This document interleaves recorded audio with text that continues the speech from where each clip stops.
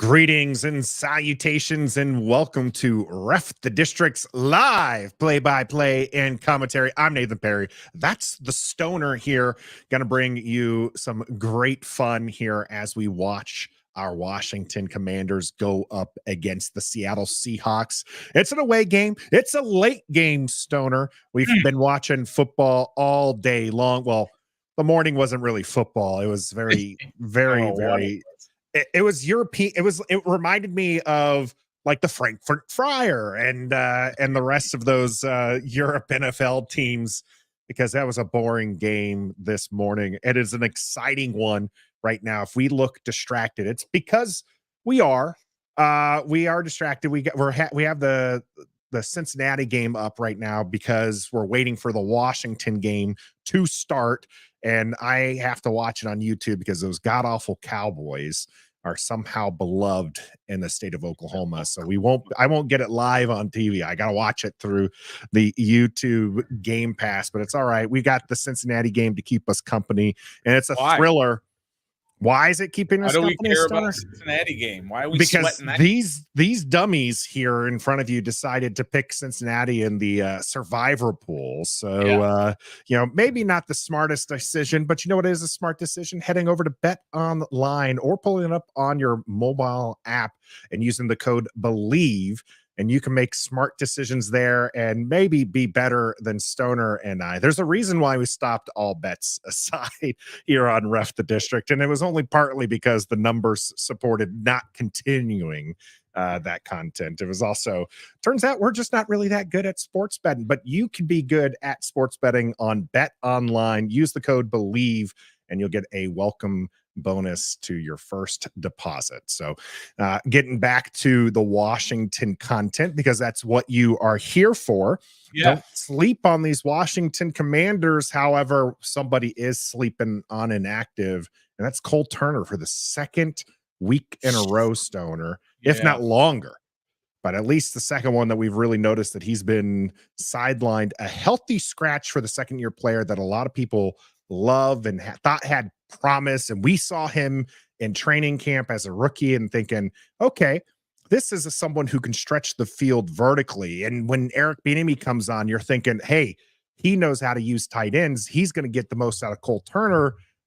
And yet he's sidelined. What do you make of him being on the inactive list? Well, he obviously doesn't love Cole Turner as much as we love Cole Turner. And look, we've watched him 2 years in training camp just absolutely dominate from the tight end position. But look, this isn't training camp. This is the real deal. And apparently Eric Bieniemy doesn't trust him as much. I don't know if it's the second straight game, but it's definitely at least the second game.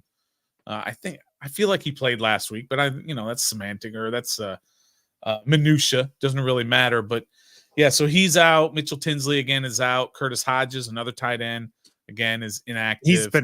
He's been inactive the entire year. Has there been a healthy? Oh, there was maybe that one game that maybe not. I don't know. No, I think he's been stashed on the active roster just to protect him, because they want this 6'7" guy to be something, and they know that if they put him on the practice squad, somebody else will take him. And I think that it also speaks to how they think of this tight end room. If they go into a game with Logan Thomas, John Bates, who Eric Bieniemy this week said is underrated, Stoner, looking at you. And then, of course, they have Alex Armah, who's back out there for Washington, somebody who we really like seeing line up in the I formation and football. And this is a dropped touchdown from Cincinnati here that Stoner is lamenting. Yes, oh my God. That goes up. We're going to be Ref the Jungle here for the next couple of minutes or whatever. It is not. That's fourth down. I just don't understand how you drop this pass. It's going to be a field goal. Then CJ Stroud's going to win it here in the fourth quarter. We'll see how that goes, but that's not why you're here. So focus, Stoner. Focus. All right. Well, back to the tight ends, right? We were talking about the tight ends and the inactives and everything. Sure, you're only going to go with the two tight ends plus your fullback, like you said, of Alex Armah. He'll be out there active as well. The guy, the offensive lineman, Julian Good-Jones, he's the guy, we just signed him off of somebody's practice squad this week, right? Is that the guy? Yeah. So he's going to be inactive as well. And then Tariq Castro Fields, he will also be inactive. Couple of guys to note that will not be inactive, which are guys like Jabril Cox. He will be active. Special teams player. Yep. Curtis Samuel is healthy enough. Nice. Andrew Wiley, who was worried that he might not be able to go today because he got sick. He's really sick, but he is going to play. I don't know if that's a good thing or not. So because Cornelius Lucas is also active, so we might see some Cornelius Lucas. We'll see. And then some other guys who are active that are not always, or that we were concerned about. I guess that's probably everybody. Have we covered everybody that inactive? Active? At least the ones that I think are important. I think those are the ones that you wanted to hit there. The question right now, everyone who is wanting to know this, and so let's just dive in, not bury the lead here. All right. Not quite to Allison's question, which is strictly, is Danny Johnson better than Emmanuel Forbes? But it's really that Emmanuel Forbes side of it. We saw him get the start last week. He performed well, but against wide receivers who probably don't even crack the top 100 NFL wide receiver list. Yeah. We're going to go up against some very talented wide receivers. DK Metcalf is active for this game. Tyler Lockett is an all-timer as far as it's listed on a very good. Like, if I don't think he's a Hall of Famer, but he's a Hall of very good. Tyler Lockett is. Agreed. And then they've got a good rookie out there in Smith and Jigba. So where is Emmanuel Forbes lining up today, Stoner? Ooh, that's the $1 million question. I mean, we're going to really find out, I think, first and mostly, does Jack Del Rio believe in Emmanuel Forbes? We're going to find that out based on where he is going to line up against these guys. So is it going to be him on a bigger, stronger DK Metcalf? Is it going to be him on a quicker, smaller guy like Lockett or Smith and Jigba? All three of those guys have breakaway speed. They have world-class speed, those three guys. Forbes doesn't have that sort of speed. So they are going to you're going to see a lot of two safety sets. Guys are going to be playing back. We're going to be playing off of these guys. You can't let these three guys get past you. Last week, you didn't have to do that with the receivers you were up against, with the Smith-Schusters and the Boogie Cousins. What was that guy's name? Scooter Douglas, Boogie Douglas. What was that guy's nickname? Poppy Douglas. I don't know. I know Doug, who you're talking about. I didn't know he had a nickname. He had a nickname? Yeah. The guy we had on, Christopher Price, gave Pops Douglas. I think Pops. I think it was Pops. It was something like that. I know it was something like that. But those guys, they were able to kind of play one-on-one, play up tight on him and all that because they didn't have the skills to beat the defensive backs. But this week, you've got world-class speed, and you're going to have to play off. So you're going to see a lot of underneath stuff for Geno Smith, and we're going to get frustrated throughout the course of the game, how guys are just constantly open, but just don't give up the big play. That's the key. So we mentioned that DK Metcalf is going to be active for this game. Are there any inactives for the Seahawks, Stoner, that go in Washington's favor? I don't think so. I mean, there's a bunch of guys you probably never heard of. The biggest one, maybe D. Eskridge, who's a wide receiver, and Kenny McIntosh, a running back. But they've got a stable of running backs that you have to worry about. And Kenny McIntosh is not one of those guys. So, they've got Kenneth Walker, and they've got Rashad Penny, and they've got Charbonnet. So they've got three stud running backs there. And, I mean, Penny's a good running back, and he doesn't it's not Penny. Who's the guy from Seattle? I mean, from Philly that came over to Seattle. Whoever, their third running back. Penny went the other direction. Penny went from Seahawks to Philly. Yeah, so their third running back, whose name is escaping me right now because he never plays, but so they're inactives. Let me just say, don't worry. Don't look too much into their inactives. And this game is about to be put on ice here, by the way, as Houston finds themselves in easy field goal position. 5 seconds left. Let me see whether or not this Washington game is going to be up here. And as I go that way, Locked on Law, absolutely right. Texans and Oklahomans don't really care for each other. I live and die by this rivalry here. And I'm not even a true Okie. I'm a military brat. I just happen to be born here. and so I've fully rooted into this. I cheered against the Rangers, which a lot of people thought that was, why am I going to go for the National League Diamondbacks? But my hate for the Rangers is because they're a Texas team, and I can't root for a Texas team. I used to be a Rangers fan. I used to be a big time Rangers fan back in the day, but not anymore. So I got the tease the people I know who are Rangers fans that hey, that was the Washington Senators back in the day. So I was like, hey, at least the Washington won something there. And for Washington Commanders to win something today, Yam is saying we need to get up early and take out the game. So what are your keys to the game here for Washington? That's a massive one right there that Yam jumps in with. You got to get up early. You can't have that crowd into it. There are very few stadiums in the NFL that create a home field advantage, and Seattle is one of those with the 12s and everything that goes on there, and they're very loud, very enthusiastic. So yeah, you got to get up early on them, but you have to control the clock. So you've got to get at least a little bit of a running game in there, and you have to keep Geno Smith in the pocket. Yes, he's very good outside of the pocket. He's shown it this year, and he's kind of shown it throughout his career. And you just got to hope that you're going to continue with Geno Smith's recent downslide, if you will. The last 4 games, I believe he has 6 picks and 2 fumbles, 8 turnovers total. And it's good. We just lost our. I was about to say, Stoner. Yeah, we're out of the survivor pool, but the Judases that we are did pick Dallas in the other game. So I think I saw somebody up top there. Lots of people in the chat giving us great conversations.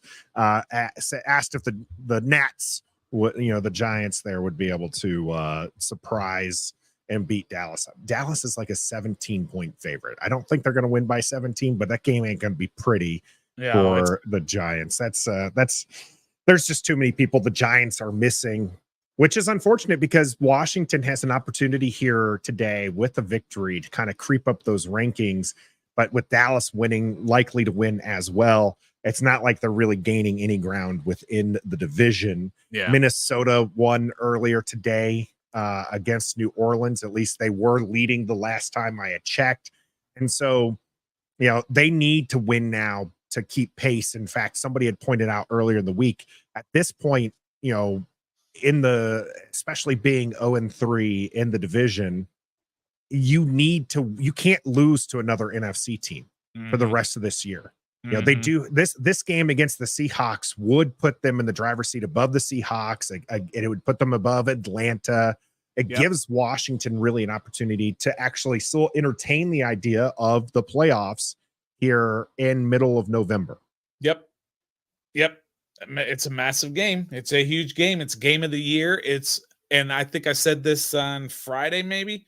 It's the game of Ron Rivera's legacy here in Washington in terms of, is he going to be seen as the guy who turns it around and possibly stays on, or at least has a successful season?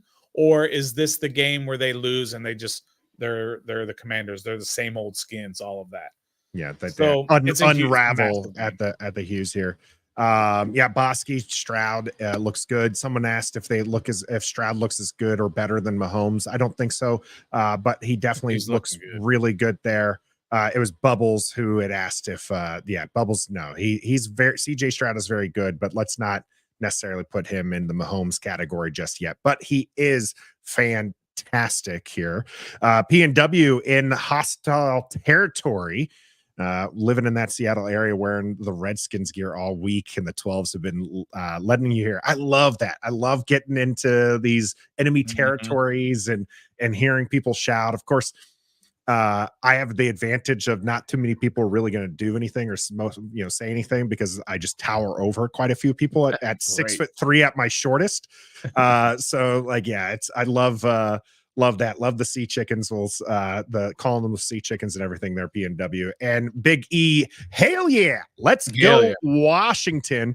We got our own QB that was starting to get some national love, Stoner, this week, as I don't think I saw a single negative thing this week about Sam Howell. Everybody in national media is starting to look at Sam Howell and say, hey, I think Washington has their guy. This isn't just somebody here who is going to be holding the fort for a little bit. This is somebody who is going to potentially be the quarterback 5-10 years from now, regardless of what happens with the coaching situation. I think that's probably true if the season ended today. But I posed this to somebody who didn't respond. I was surprised on the old Twitter sphere. But let me ask you this: people are saying, okay, we've got 10 games of Sam. We've seen enough. He's the guy. He can be the guy. He's the guy going forward and all that.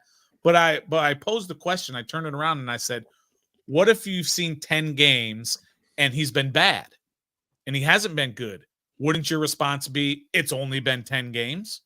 So if that's the case, you would say 10 games is not enough to evaluate a quarterback. You need at least a full season, 30 games, something, a couple of years, whatever.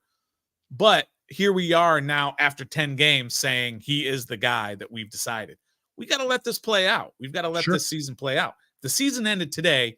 He's QB1, regardless of who the coach, GM, offensive coordinator is going into next year. He's earned the ability to run this one back so far. Right. And I think but he's got 10 or 9 more games. What do we got? 9 more? There's still plenty of football left to go here for the Commanders and Sam Howell. And to your point, I think it kind of comes down to where did you start, right?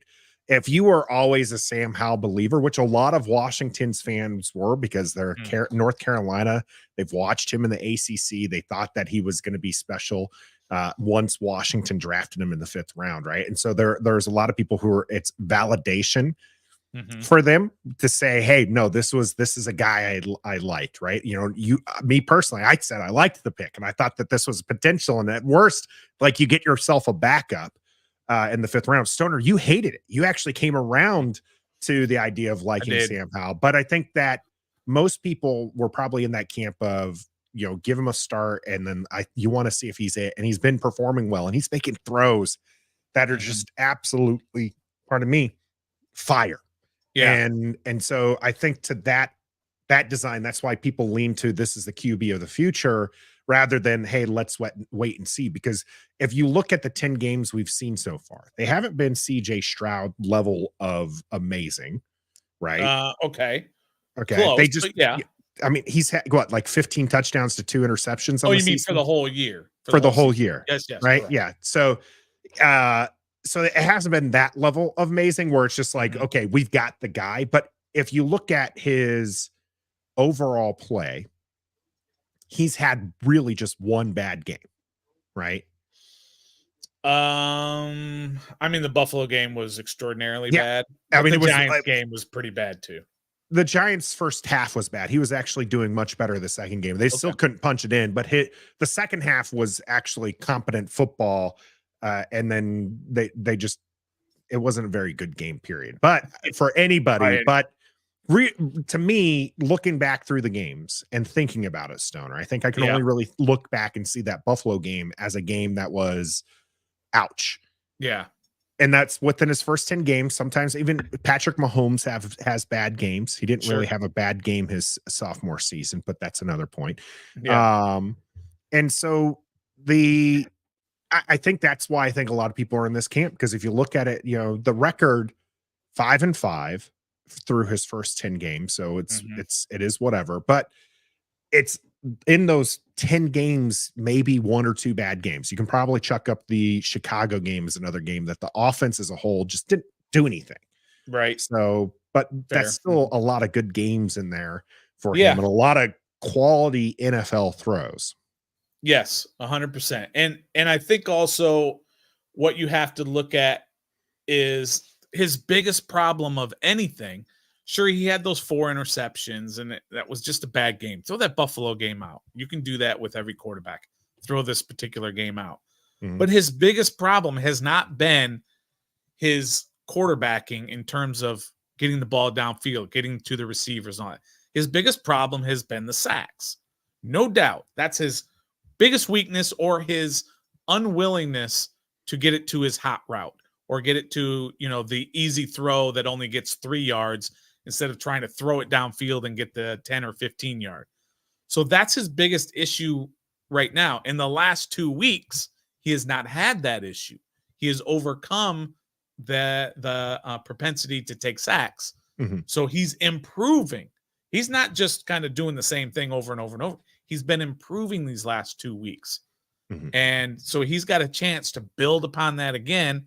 And if you beat Seattle and all of a sudden you're 500 and you may be in the wild card, not the last one, but the first one outside looking in, but right there, and you have those wins, now you've won 2 in a row and you've won 3 out of 4, right? Because wasn't that Atlanta game right before Philly? Yep. Helped you with the schedule, right?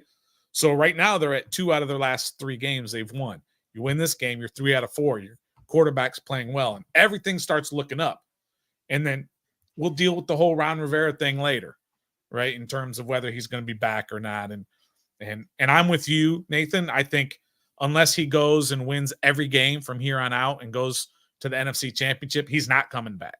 Yeah. But there's still going to be the talk of that if they go on some kind of Ron Rivera-esque run where they win 5 out of 6 games here and all of a sudden find themselves in the wild card hunt. Yeah. I mean, we talked about it on Thursday's Daily Commanders update about whether or not Sam Howell is saving Ron Rivera's job. And I just not buying it. Yeah. We'll see. I think if anything, it further solidifies that we need to change for the next step in this one here. Yam, I think Sam is still learning the system and EB is still learning Sam. I forgot who it was, but one of those analytic guys was saying his play now versus early the year is helping the O-line, and however that works. And I agree with this, whoever you're referencing here, Yam, as we've seen this offense make a shift from early in the year. We're seeing a lot more dropbacks. We're seeing a lot more deep passing. The wide receivers weren't necessarily getting separation to these last few weeks. We've been seeing the ball come out quicker. We've been seeing separation from the wide receivers. We've been seeing our wide receivers run free behind the defense, and Sam Howell able to identify that. Sam Howell's identifying the blitzers. And I think that it is partially getting that comfortable sense with the offense, but then also Sam Howell starting to pick up things. And I don't know where the switch came from. I like what we're seeing from the offense right now with these quicker passes and everything, rather than, trying to get the big play, because Sam Howell was it against the Patriots where he was actually not very good on first and second down, but he was great on third down. It might've been the Eagles game, but it was probably the Eagles game. Yeah. So the thing is the third down stuff is so erratic. It's great for him to be monstrous on the most important down, but you want the consistency on the first and second down. Yeah. And we're starting to see some of that improvement from both him and the offense as a whole. Yeah. And I think it goes back, as you mentioned, it goes back to Eric Bieniemy changing some things up, changing the philosophy, the style, all of that, knowing full well that he has to do something to help his quarterback out. And Yam makes a great point here that he talks about how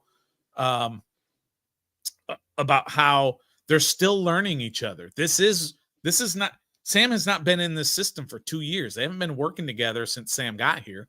They've been working together since March or April.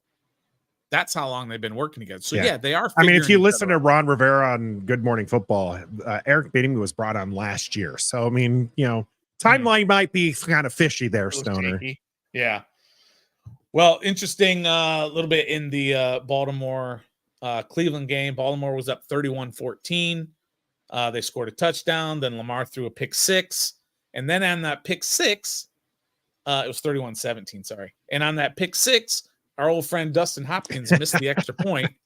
So Cleveland is down 1, but sure enough, they stopped Baltimore. And Cleveland just went down the field, and our old friend Dustin Hopkins kicked the game-winning field goal to beat Baltimore. Looking at our survivor pool, we are definitely out because there is one team. There are 5 teams that have the Cowboys in that particular pool, so they're going to advance. 4 of us had the Bengals. We're all out. 1 Steelers, 1 Bills. So we're out of that one. I'm bummed about that. It happens. Yep. And then in the other league, we do have Dallas in that, so hopefully we'll survive there. Looking at the stats there real quick, 24 people had the Cowboys. 8 had the Bengals, though. So 8 are gone. 2 had the Patriots, so 2 are gone. Who's picking the Patriots? How desperate do you have to be to pick the Patriots? Well, one had the Bears. The Bears won, right? Bears won. The Bears did win on Thursday Night Football. So you had 1 have the Seahawks, 1 has Detroit, 2 on the Steelers, and then 5 on the Bills, and then 24 on the Cowboys. So hopefully we advance there.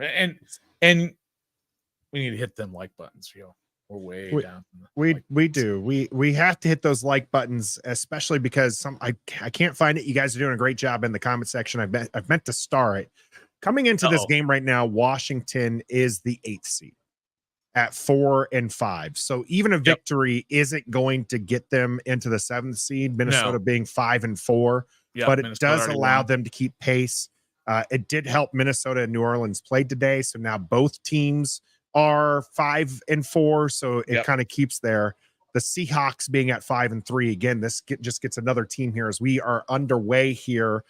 Washington going to start this one with the ball. Antonio Gibson slips, comes back up, finds the hole in through the middle at the 30-yard line. Going to get tackled just before the 40, and he is mad at himself for slipping because that one could have been a big gain there on the kickoff. Is that on the return?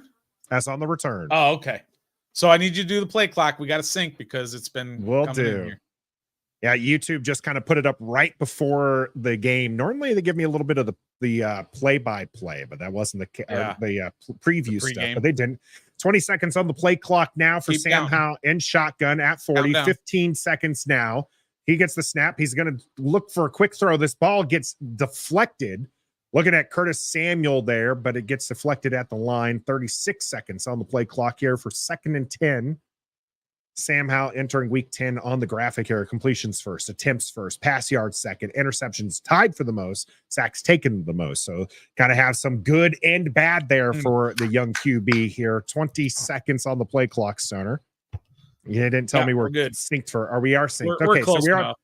We're on shotgun at the 35-yard line. Sam Howell looking to pass, gets this one to John Bates, who is running over people. He's going to pick up a Washington first down. Nice job by Bates. Caught the pass in the flat, about a 6-yard pass, and he just muscled his way over the first down line. I think this is another reason why we're seeing less of Cole Turner. John Bates is underrated as a passer. I've said that he's like the Wish version of Jason Witten, right? You got a Hall of Famer, and then you got John Bates. Here we go. I formation running Brian Robinson up through that center. He's only going to pick up about 3 yards on this one as the pile is dead center. I think we're going to see some more play action coming from the I formation today. Yeah. Because last week, what did we chart? I formation 7 times, and I think they ran it 6. No, actually, I formation I think was twice, but Alex Armah had 9 snaps, and 7 of them they ran the ball. Okay, but but I formation I think was only 2 times. Yeah, so only 2-yard gain on that one. Ball at the 49-yard here on the 2nd and 8. We got a blitzer coming in. Sam Howell's going to avoid that one. Now he's looking to run. Dumps this one off to Brian Robinson, who's going to run up the sideline with a touchdown. Washington! Yes! What a play by Sam Howell. He was flushed out to his left, and before he got hit, he saw B-Rob streaking down the sideline. Little sidearm pass. Wow, what a play.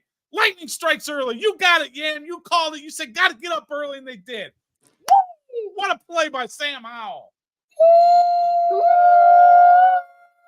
Oh, that was sick.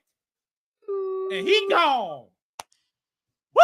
absolutely fantastic as we're going to do this extra point here from Joey Sly. I got to update the score. That happened so quick. Come the extra point, and that's going to fall incomplete. That's going to miss. So Washington only up 6. That's bad. But yeah, so look back at that. Like you said, their free blitzer, you see him coming in. Sam Howell is able to dodge him. Looks like he's going to tuck and run. A group of Seahawks defenders were coming in on him, and he takes it from that upright I'm running thing, the kind of like pose, to just kind of like launching it right over the head of the defenders into Brian Robinson, who just had green grass in front of him. He turns on the Jets, and Terry McLaurin was just looking for somebody to block. He said, give me somebody to block, as Brian Robinson runs it in for the Washington touchdown. Joey Sly misses an extra point, which is not great, but we hope that won't come back to bite us in the rear later. Lightning, Nathan. I mean, that was just, I wasn't even settled in yet. What was that? The third play? They had the fourth play. You had the John Bates pass for a first down. Yep. The Curtis Samuel pass that was deflected. The John Bates first down. Then you had the run for 2 yards, and then the fourth play. They're in the end zone. I wasn't even settled in yet, man. And all of a sudden, I see Brian Robb. Bosky might get your wish here. Funny feeling we might dominate this game overall. That'd be absolutely fantastic. John Smith picking Washington win 27-8. Well, they've got a missed field goal in here now, John. So I don't know how that'll work out there. Thanks for joining in here with the play-by-play. Make sure everybody does hit all those like buttons as John mentions there for us. This is going to be an epic day, man. I can feel it. I can feel it right now. But that is such likes, though. It is such a great feeling to start off right away for the touchdown here. And now we're going to see, JG, whether or not you have every right to be scared for our secondary or whether or not they're going to lock it up. We got to see this a lot last week against the Seahawks. Can they do that against better competition? Well, we're going to find out here after Joey Sly gets that kick away. But man alive, Washington up 6-0. I mean, they took like 10 seconds off the clock, Stoner. I know, man. Like I said, I wasn't even settled in. I was just kind of figuring things out. I was getting my notepad ready, and all this to make some markings here. And just all of a sudden, bam, now they're showing the replay here. Wow. Yeah. Sam's progression just going through here. So you're going to see, look at the defensive back come up. Sam Howell gets away from that. And just like I said, he just slings it out. Why? Yeah. Terry McLaurin was wide open, but I just think that, I don't know if he saw it or, because like I said, he definitely pulled that ball down to run. And then when there was not an avenue, he was just like, oh, look at that, Brian Robinson. Which is what we want to see. Like, I get wanting to get the big play. We that's awesome to get the big play, but sometimes you got to take what the defense gives you. And even if Brian Robinson just picks up 6 or 7 yards there, you take it. It's a big play, yeah. Instead, you get a touchdown pass, and I think that's absolutely what we want to see from Brian Robinson. Still not settled in. Out of bounds. Yeah. 1st and 10 from the 25. Quick pass out there to Smith and Jigba, who Fuller is going to take down, but not until after 9, maybe 10 yards there. Yep, that's the kind of play there that is troubling for most teams. Those quick passes, a little bubble screen. That one just looked like a quick screen out to the side to Smith and Jigba, and I mean those are just almost impossible to defend. So here we go. They gave him a first down. Yep, 1st and 10 now from the 35. This is a handoff to Kenneth Walker, looking up the right hand or left hand side there. Casey Toohill and Jonathan Allen meet him and tackle him for about a 30-yard gain. A 30? Damn, that's a lot. I said a 3-yard gain. I'm still after that play. We're just not used to things like that. I just appreciate how we're matching today. Yeah, man. Got the quarter zip up here on a 2nd and 6. Fake the handoff. Payne is chasing out Smith looking to outside the pocket. He's just going to end up dumping this one into the sideline. So good pressure, good coverage from Nice the job. Washington Commanders is going to force a third down here. Now, on back-to-back plays, both of the ends did a nice job setting the edge, forcing on the previous play on the run, forced the run inside where Jonathan Allen was, and then Tuhill helped out. And on that one, James Smith-Williams didn't let Geno Smith get outside of him and forced him out to throw it incomplete. HT, I'm going to need you to expand on this one. Mathis doing a chase here as we're set up for 3rd and 6 here. Smith passing this one out, and that is going to be good for a first down. Smith and Jigba again, and Mayonnaise Miracle Whip is the one in on coverage there, and this is what you just can't have. You can't like. He's supposed to be covering out this middle of the field, but I mean, he recognizes Smith and Jigba coming across. He's just slow. He's never going to run with the wide receiver. Yeah. Well, that's a good play design, as you said, from Seattle to isolate their slot receiver on a slow linebacker. So this is in Washington territory now, 41-yard line, as Kenneth Walker's going to go in motion. Smith going to look that way, and now Cody Barton has a chance. Not Cody Barton, but Mayo. Miracle Whip had a chance to get some redemption there. Doesn't. We got holding against the offense. Yeah, saw that one. I think it was Obata who was coming from the outside, who was getting held big time, or else he probably would have had the sack. Yeah, apparently holding on Frank Clark, the defensive end. Hey, broadcast crew. Yeah, we know. We know. I misspelled Seattle for our broadcast on Wednesday, so it's all good. It's fun to make fun of it, but we all do it. They listed Kalik Hudson as the starter for this defense, but it is Mayo who's in there at that middle linebacker role. Smith takes a 1st and 20 right into the center, and both Mayo and Davis are right there. That's okay. That's going to be available all day for the offense, and it's okay as long as you make that sure tackle as soon as they catch it. Saw Forbes on that play. It was definitely a zone coverage. Forbes was out there on Smith and Jigba. Let him go, and he went to the back who was coming out. Nice play by Forbes. He's still in there. That looks like Metcalf. 6-yard game, 2nd and 14. Smith inside the pocket, now going to get flushed around.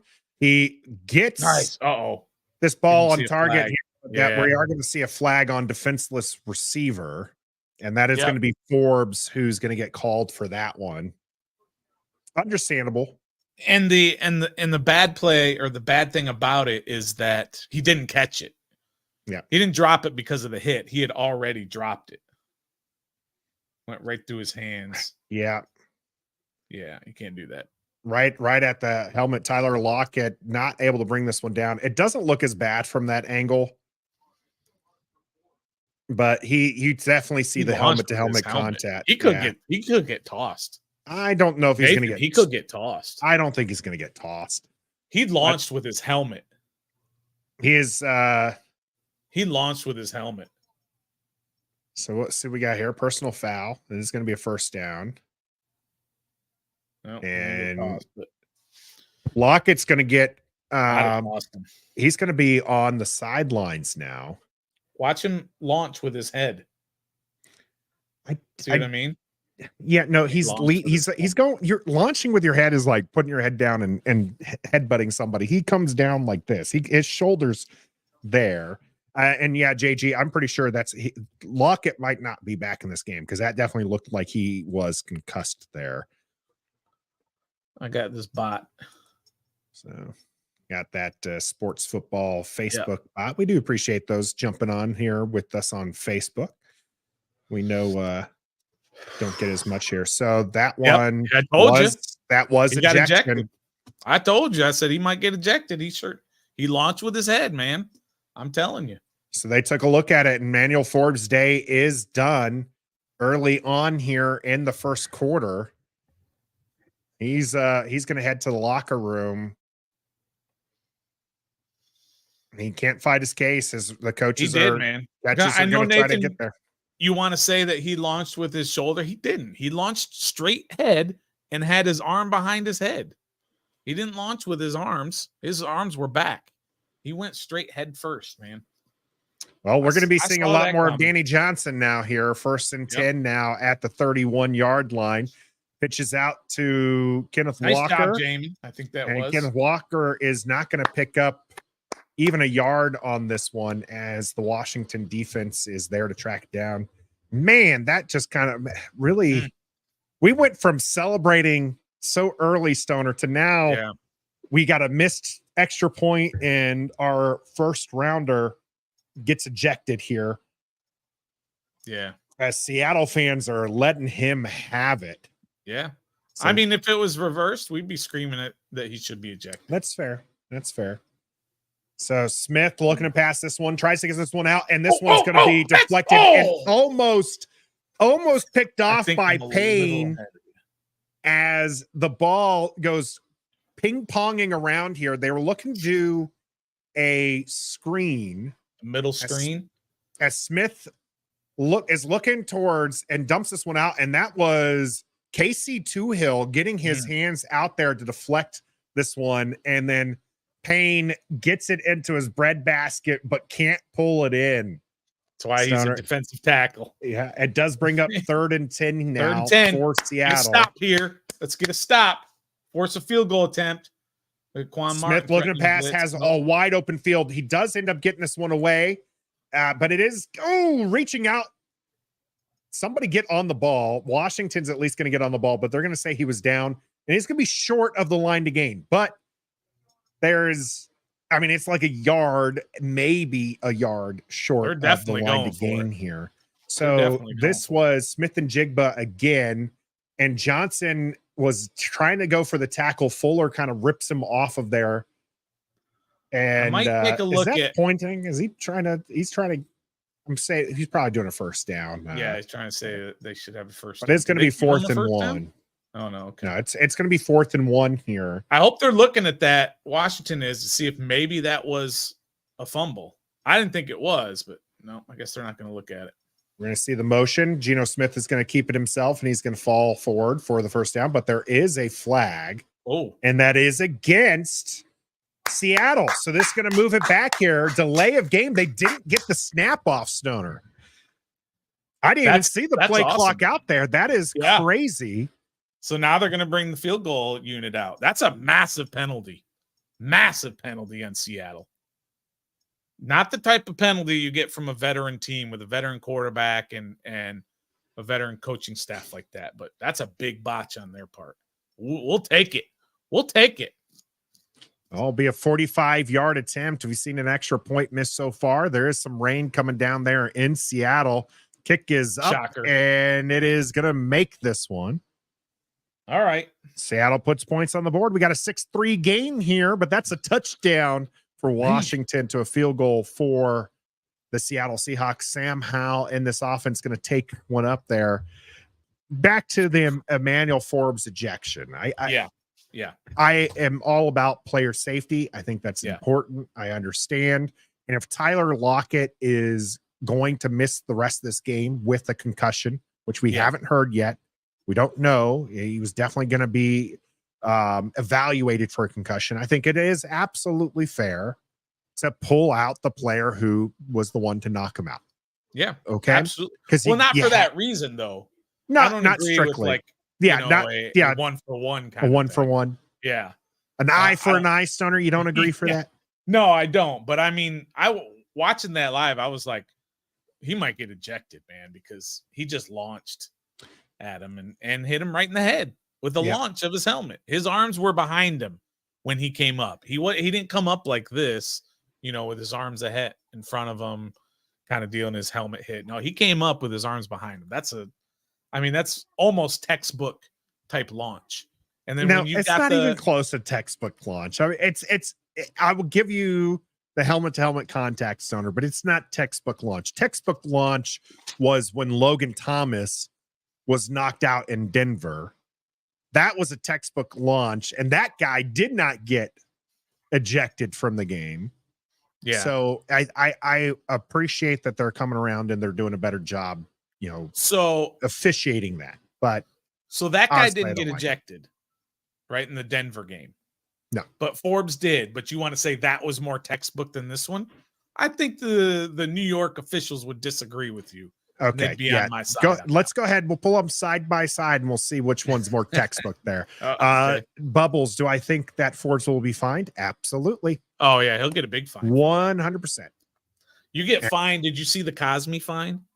Sam Cosme got fined on a block. Yep. Because he used his helmet first. Yeah. And Brian Robinson got fined on a touchdown run because he came down and he was leading with his helmet. Yeah. The good news for Forbes is it shouldn't be too big of a fine because it's based off of your paycheck. And he is still, even though he's a first rounder and he's making millions of dollars, it's going to be a little bit more, but it's still not going to be, one of these ridiculous 55,000 type deals. Is that Lockett? That is Tyler Lockett, who is wrapped up without a helmet on. They are giving him a new pair of gloves. He'll probably be out there next series. We'll see. First time was a returnable kick for Antonio Gibson. This one is going to be returnable as well.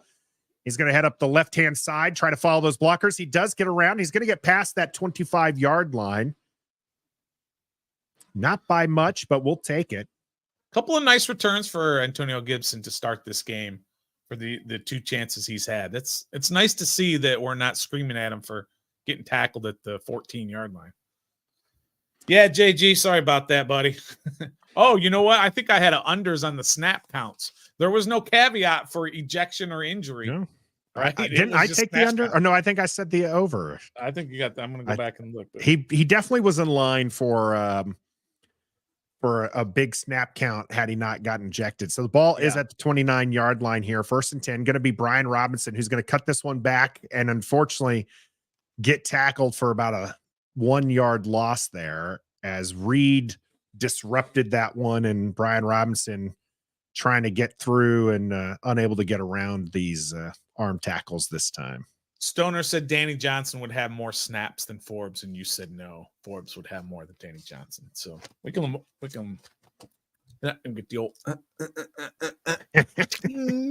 check that one for the Stoner. Hey, let's not count it out just yet. You never know what might happen to Danny Johnson. Tariq Castro Fields was active, right? So here we go. Sam Howell flushing out of the pocket. 2nd and 10. He does launch this one to an open Terry McLaurin and a Washington first down. Give me your play clock. I got to sync up. 35 seconds. 33 seconds. We've got the defensive line being called out here. Leonard Williams, Jaron Reed, Ramont Jones. I think that's the linebackers. Boya Mafe, Bobby Wagner, and Jordan Brooks. Boya Mafe is the guy who has sacks in 5 straight games. Yep. He's one to watch there. Yep. So is Witherspoon. Oh, yeah.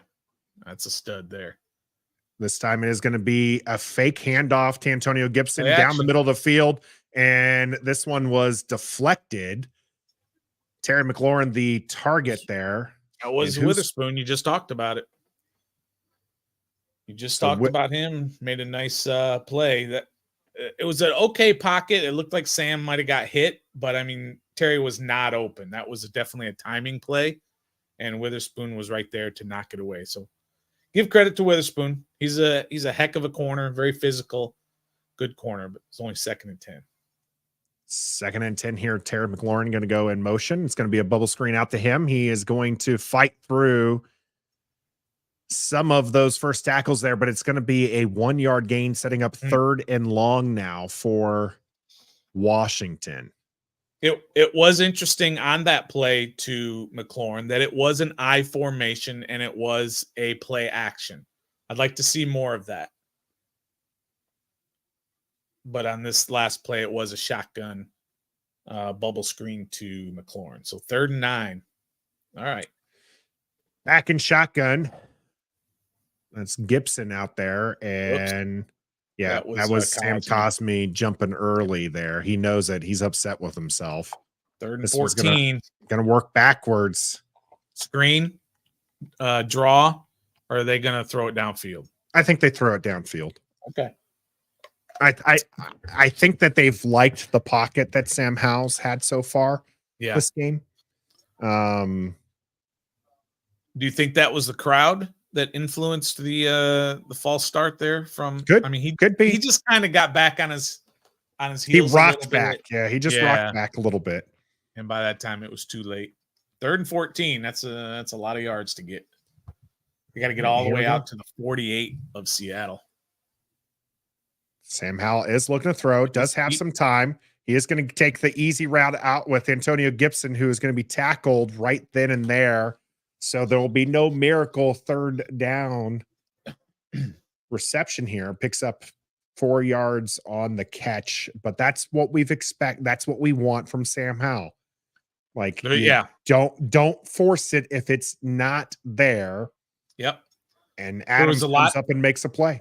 Yeah, there was a lot to like about that play. He did have a nice clean pocket. Sam Cosmi did a good job keeping his guy off of Howell, and Howell had the clean pocket. Nobody open downfield, dump it to your safety net, and go to the next series. Reigning NFC player, special teams player of the week gets that punt away. And that was close. Fair caught. Yeah, well, he had I'm not sure who flashed in front of him, but he almost got dangerously close to interfering with that fair catch.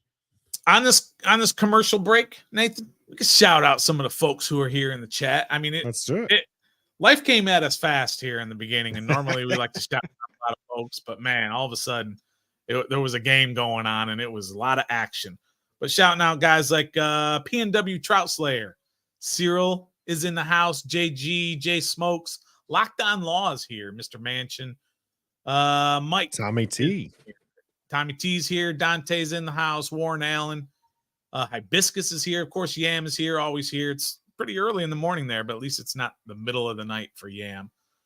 Jared Taylor's here. Did I say JG already? Probably did. Yep. JG's Thomas, Chris, Bosky, Nicholas, Paul, Marshall, Rob. We got a lot of people on the Don't Sleep chat here. Keith in the house as well. Ned joining us. Joey Stoner, the superstar. Man, you were so good with your burner account, Stoner, able to get out. Wait, where is it? Did you put it up? I didn't see it. Yeah, that one's a more recent one. No Joey PG Bubbles in the house. I'm trying to figure out who that is. M. Jones, is that somebody you know? Ramon Taylor. I don't know who it is. Kim B in the house. Silver Fox here as well. A lot of Don't Sleep people happening here. Yeah. And the Ref the District play-by-play and commentary as we're waiting for the game to come back on here. Make sure you've hit that like button if you haven't already for us. Washington currently leading 6-3. Second drive, not getting anywhere, Stoner.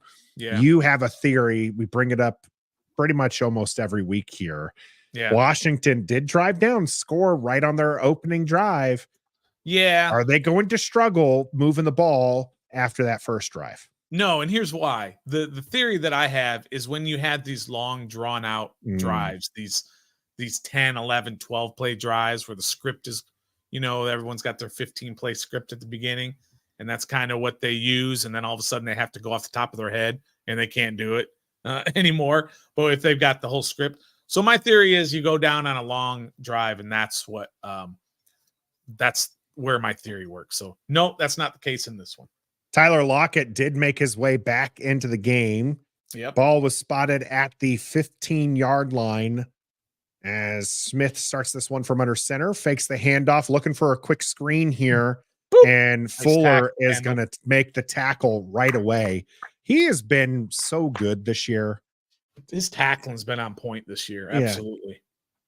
Yeah, and he's a free agent. It's going to be interesting, the discourse at the end of the year, whether or not to bring Kendall Fuller back because he's going to get some money. Yeah, that wasn't textbook at all. Here we go. Kenneth Walker is going to bounce this one over to the right-hand side. Cam Curl's going to wallop him there, punish him a little bit for getting past David Mayo. And I did have Mike's chat here starred for us. I'm still waiting for Jabril Cox. You're going to be waiting a long time, Mike. I just don't think we're going to see Cox unless there's something here as Blandino talks about the helmet to helmet.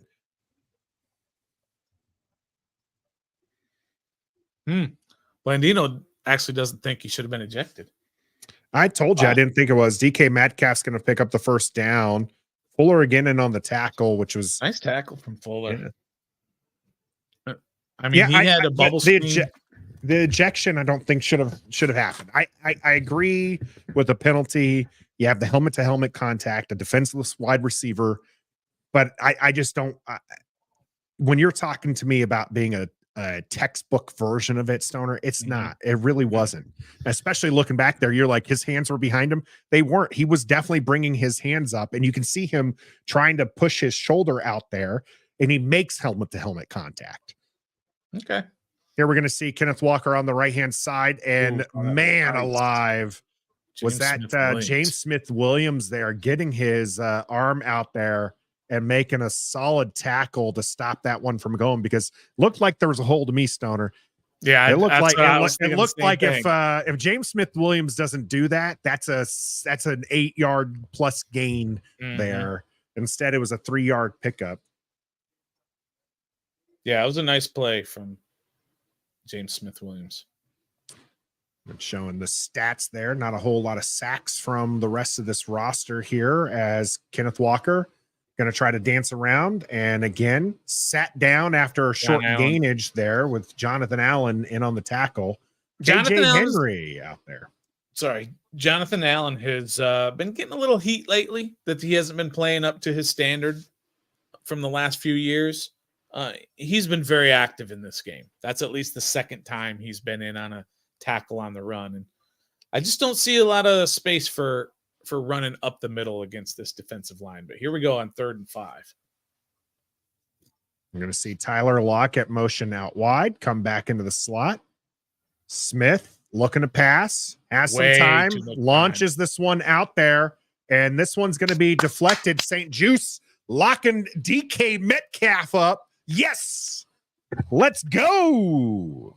Nice play from St. Juice. I mean, Geno Smith had all day. He's just standing out there trying to find somebody.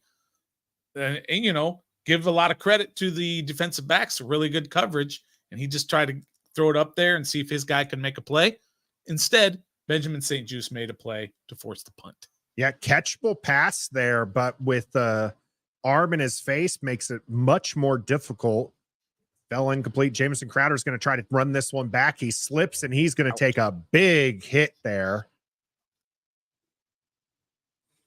As running room closed up really quickly. But yeah, Benjamin St. Juice is likely the one you're going to want to see on DK Metcalf. I think the size matchup is there. The physicality is there. And so we'll take that. We'll see how St. Juice handles that. I'm not a big fan of St. Juice going one-on-one with him, though, because if DK Metcalf decides I'm gone, he's going to leave Benjamin St. Juice, in his dust. But on that particular play, he had nice coverage. That's an interesting theory, Tom. If Forbes didn't celebrate, it wouldn't have been as noticeable or get booted. I don't know that played a factor. It is odd that New York would have called in and been like, yeah, go ahead and boot him. They didn't run a play in between, right? Like it was no, they can't. A timeout. Yeah. Because of the injury. It's being reviewed up at New York while Lockett was reviewed. being tended to. And they definitely got a call because they didn't call it on the field to be ejected. They did it after New York called down and said, you got to throw this dude out. Too bad for Forbes. He's going to still not getting any love. Yep, still not getting any love from the NFL office up in New York. So, yeah, that's exactly my point there, right? Yeah, New York still anti-DC. Doesn't matter the change of ownership or name. It's just the way things go here.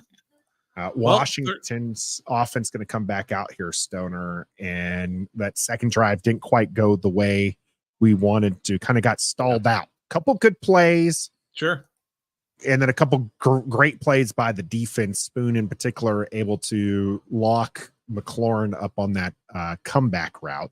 Yeah, like you mentioned, kind of mistimed. I think if one looking at that, and I want to go back to that one probably on the all 22 or even just the game replay. But if you actually look, Terry McLaurin did not cut that one like he was expecting the ball. Interesting. Yeah, you like, could be right. He definitely was lazy in that cutback. And I think it was because I think that was supposed to be a quicker pass, not in his area type deal. And so, because he kind of was turning around type deal when that ball was coming. Normally he makes a much more quick jab to come back at it. So I wonder where that play design was supposed to go here. Sam Howell is going to move out of the pocket. There's that John Bates tight end screen that we asked Eric Bieniemy personally to never run again. EB, no, sorry, you can't. When you call tight end screens, I can't call you by your nickname.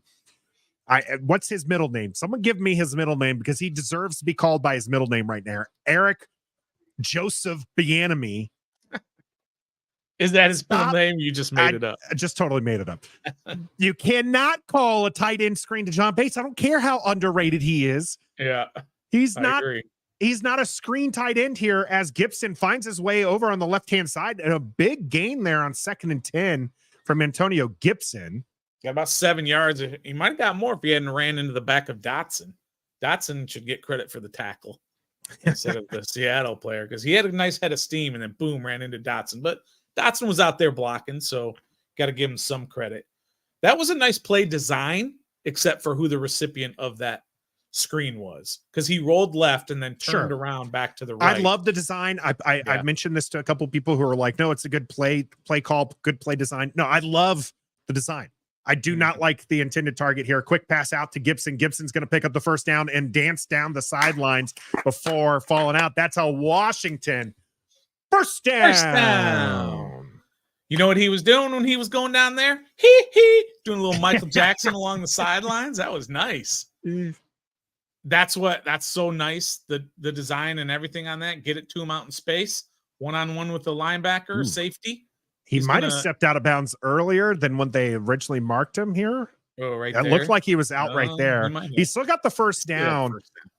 That's a matchup that the broadcast is wanting to key in on, is Jamal Adams on the backs, as Antonio Gibson got the better of him that time. Here's Bates on a quick out, and that is a John Bates pass and throw. Look at that. John Bates coming up here as the tight end one.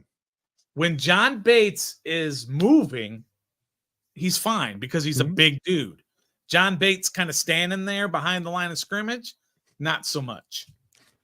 I appreciate you, Bubbles, because I might need that one again there if we can find. Otherwise, he is going to be. Where's Gus? I haven't seen Gus here. He is going to get there. And remember, got hit in the head, got to eject him. Yeah, if only. That is the end of the first quarter here. Washington driving the ball. You know what time it is? It's time to not sleep on these Washington Commanders. When I'm live streaming Commanders games with my boys on Ref the District, I got to keep my energy level up, way up, over 100 at all times. Go! Kick 6, baby! Get in there! Yes, sir! Yes, sir! That's a pick! That's a pick!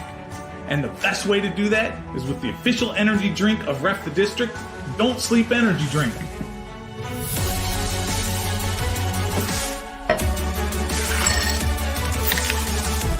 Don't Sleep supports those who believe in themselves.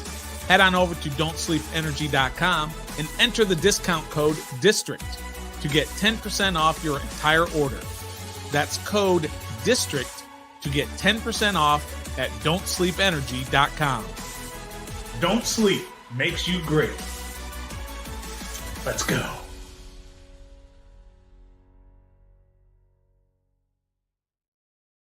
Don't Sleep Energy. Yeah, that's right. Use that code DISTRICT. Get yourself some of those little shots, the red berries. Fantastic. We got a whole case of those here in the house. Keep us energized when we need that time here, especially if you've been up since the early morning watching the Colts and Patriots. You probably need a little bit energy here in that second half. Don't Sleep Energy going to be the one to do it there. Yep, Nicholas. Yeah, Stoner has the energy level of a 6-year-old on New Year's Eve. Hey, man. Yeah, pumped. And then he crashes right as soon as we're done. That's absolutely true here. That's true. By the way, I looked it up. I don't know if anybody said it while I was gone there for a second. Yeah, we got Hibiscus who's letting us know. Eric Bieniemy Jr. is the full name. Yep. So no middle name. Yeah, I don't know that I'm going to call him Junior. I feel like that might be too odd, so I'll just call him Eric Bieniemy Jr. Too informal. So I'll go for the full name still. That's what I wanted, and maybe I will call him Eric Joseph Bieniemy just because it's a funny thing to do. That's right. We gave him a middle name. Yeah, if he keeps calling them, he's getting a middle name, and it's going to be Joseph. Sorry to all the Josephs out there. For whatever reason, that's what I pulled out of my head. He's no longer going to be EB. He's going to be EJ. Yeah, we got a 2nd and 1 here after that John Bates rumble. I formation is back. Armagh is back. It is going to be a fake handoff with plenty of time, and then throwing this one right at the sticks. And where are they going to mark him? You can't. Yard loss. Yeah, I was about to say, I don't think that was an accurate mark from where the one sideline judge was. It's going to be short of the first down, but I don't think it was. He was marked like 2 or 3 yards short there. Yeah, but this is the Eric Bieniemy I don't like. This is trying to get too cute. You got an I formation on 2nd and 1. Run the ball. Don't try and fool everybody. Just run the ball. And sure enough, you end up losing a yard because you throw it. Yep. Loss of 1 on that pass play. Play clock at 3-2. Paul gets away. Sam Howell looking to throw on short. Does get this one away to Logan Thomas. He says, John Bates can still be my understudy as he picks up a Washington first down. They brought the blitz, man. They brought a lot of folks. But it was picked up nicely.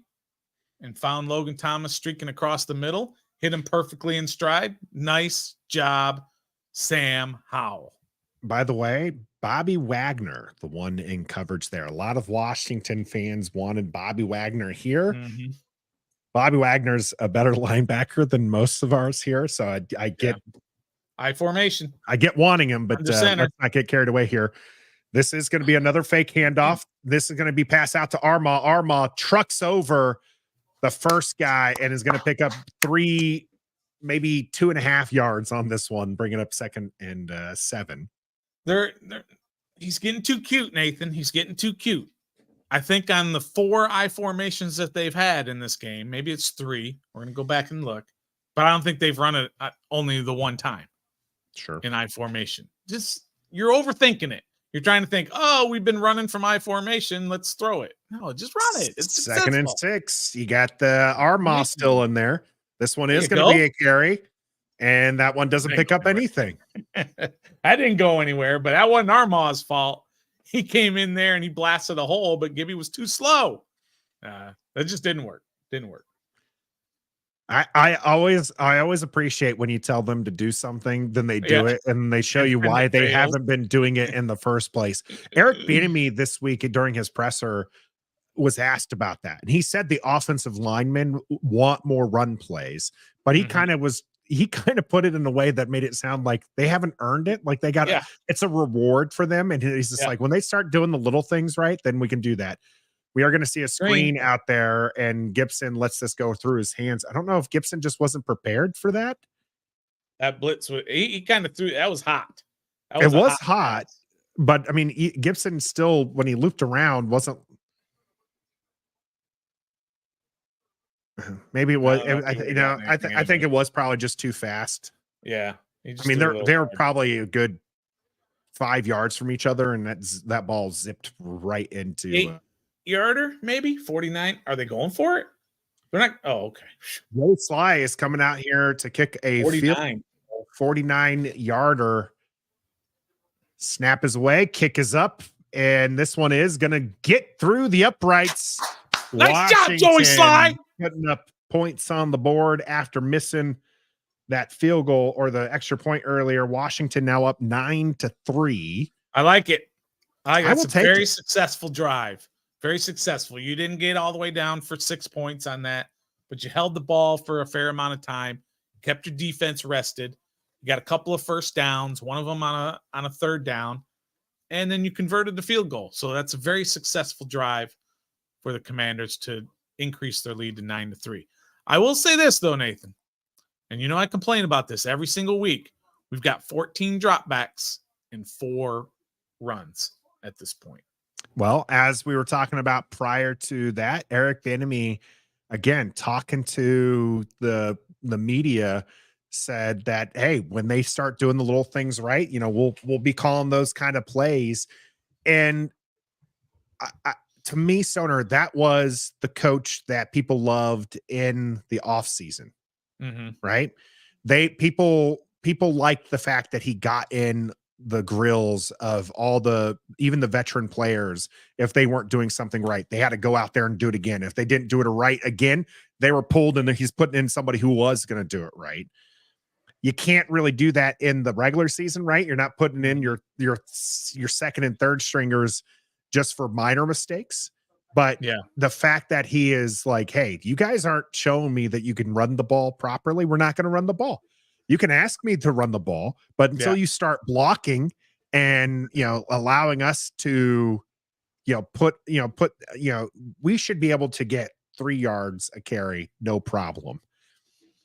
And it seems like the big carries that happen are a product more so of the backs or the play calling, and less so of the line just doing great blocking. Yeah, I don't hate anything you're saying, Nathan. But what I will say is that we don't know over the course of a full game where we're running the ball a heck of a lot more. We don't know what that looks like. We don't know what sort of effect that constant running in the first half that maybe is only getting you 3.5 yards per carry. What effect does that have in the second half when those defensive linemen are tired of getting pounded on, and those linebackers are tired of Alex Armagh coming through and blasting them, or a pulling guard, Chris Paul, coming through and blasting them? They get tired of that. That the effect of a running game can show itself in the second half, not just on every single play. Sure. Kick is away from Joey Sly, and like most of his kicks, not going to be returned here. 12:06 to go here in this half now, and we got a couple name-related things to bring up. First one is Hibiscus continuing to do the legwork for us. We appreciate you.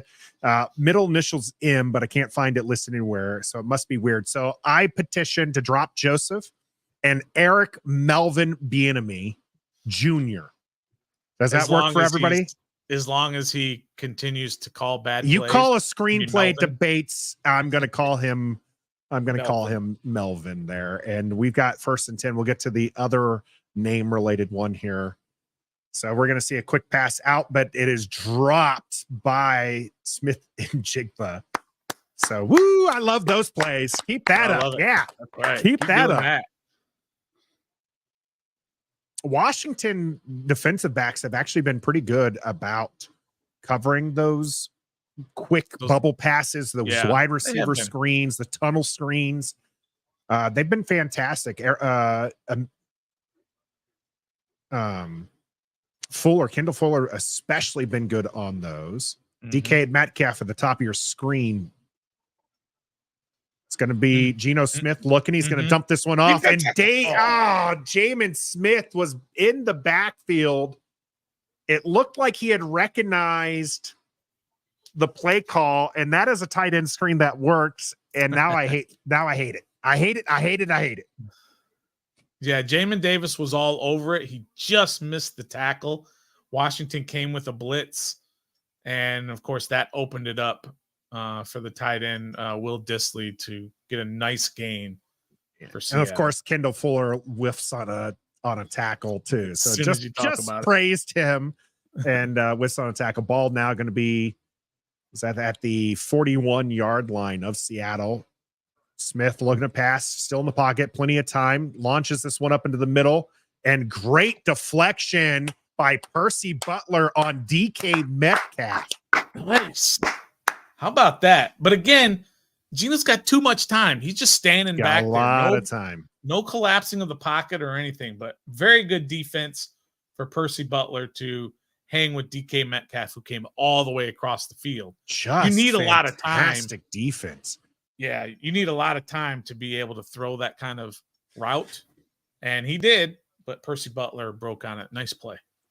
Yeah, watching that replay. I mean, Butler played that one perfectly, as this one's a quick pass out. This one is going to be connected right there in the center of the zone as Tyler Lockett does Tyler Lockett things. Great catch. Great catch. Looked like it was a little behind him, but yeah, great hands. Tyler Lockett. I like him. He's a really good player. Washington once again bringing the blitz there. Looked like Daniel Johnson was coming in, and David Mayo was the assigned defender to Tyler Lockett. It was a zone play. It was a good zone beater. 3 running backs in the backfield. First and 10, and one of them does get that, and that's David Mayo, gentlemen. That's what he does. Good. Look at that, David Mayo. All right. I don't know.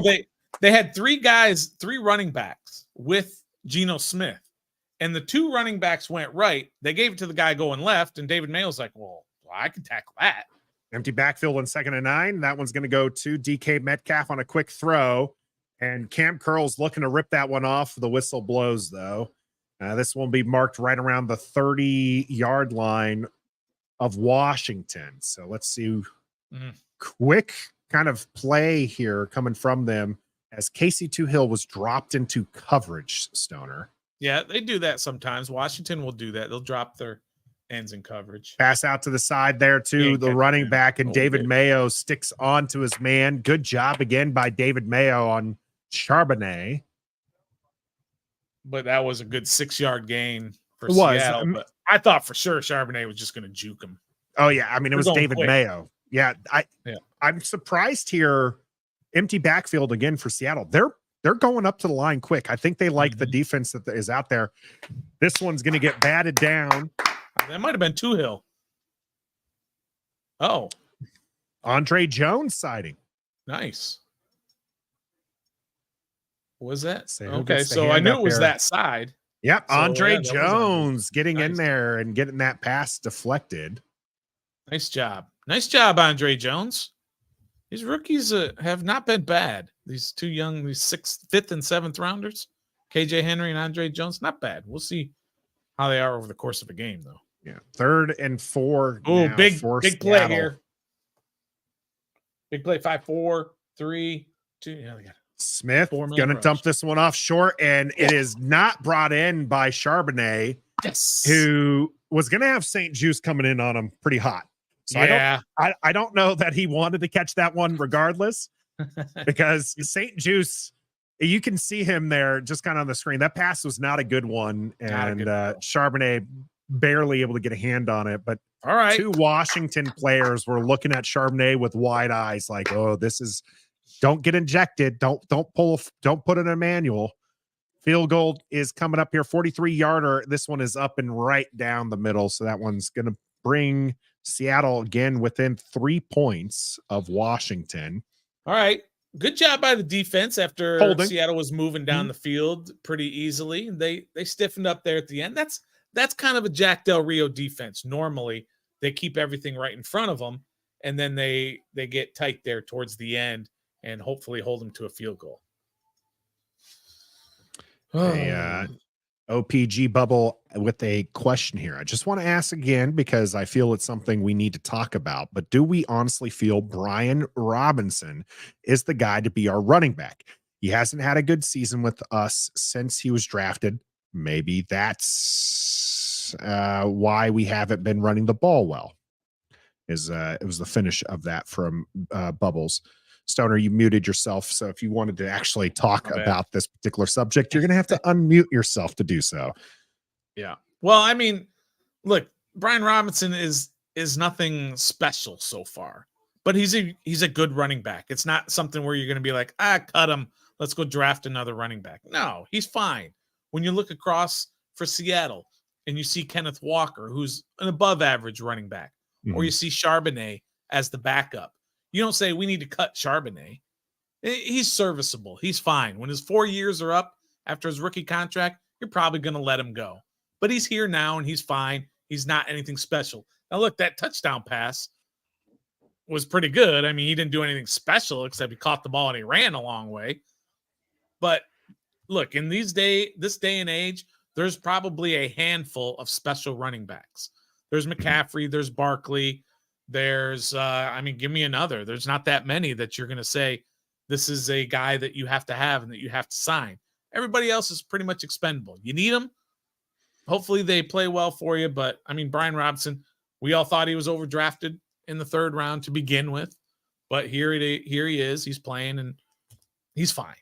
He's a Jag. I called him a Jag last year. Took a lot of heat for that, but that's what he is. He's a good running back. I think a lot of people were defending him mostly because of his story there with getting shot, coming back, and everything. I'm with JG. Yeah. I do think Antonio Gibson is the better NFL running back. I agree. I think he is. You know, if you're looking at who is a better power runner, no doubt Brian Robinson.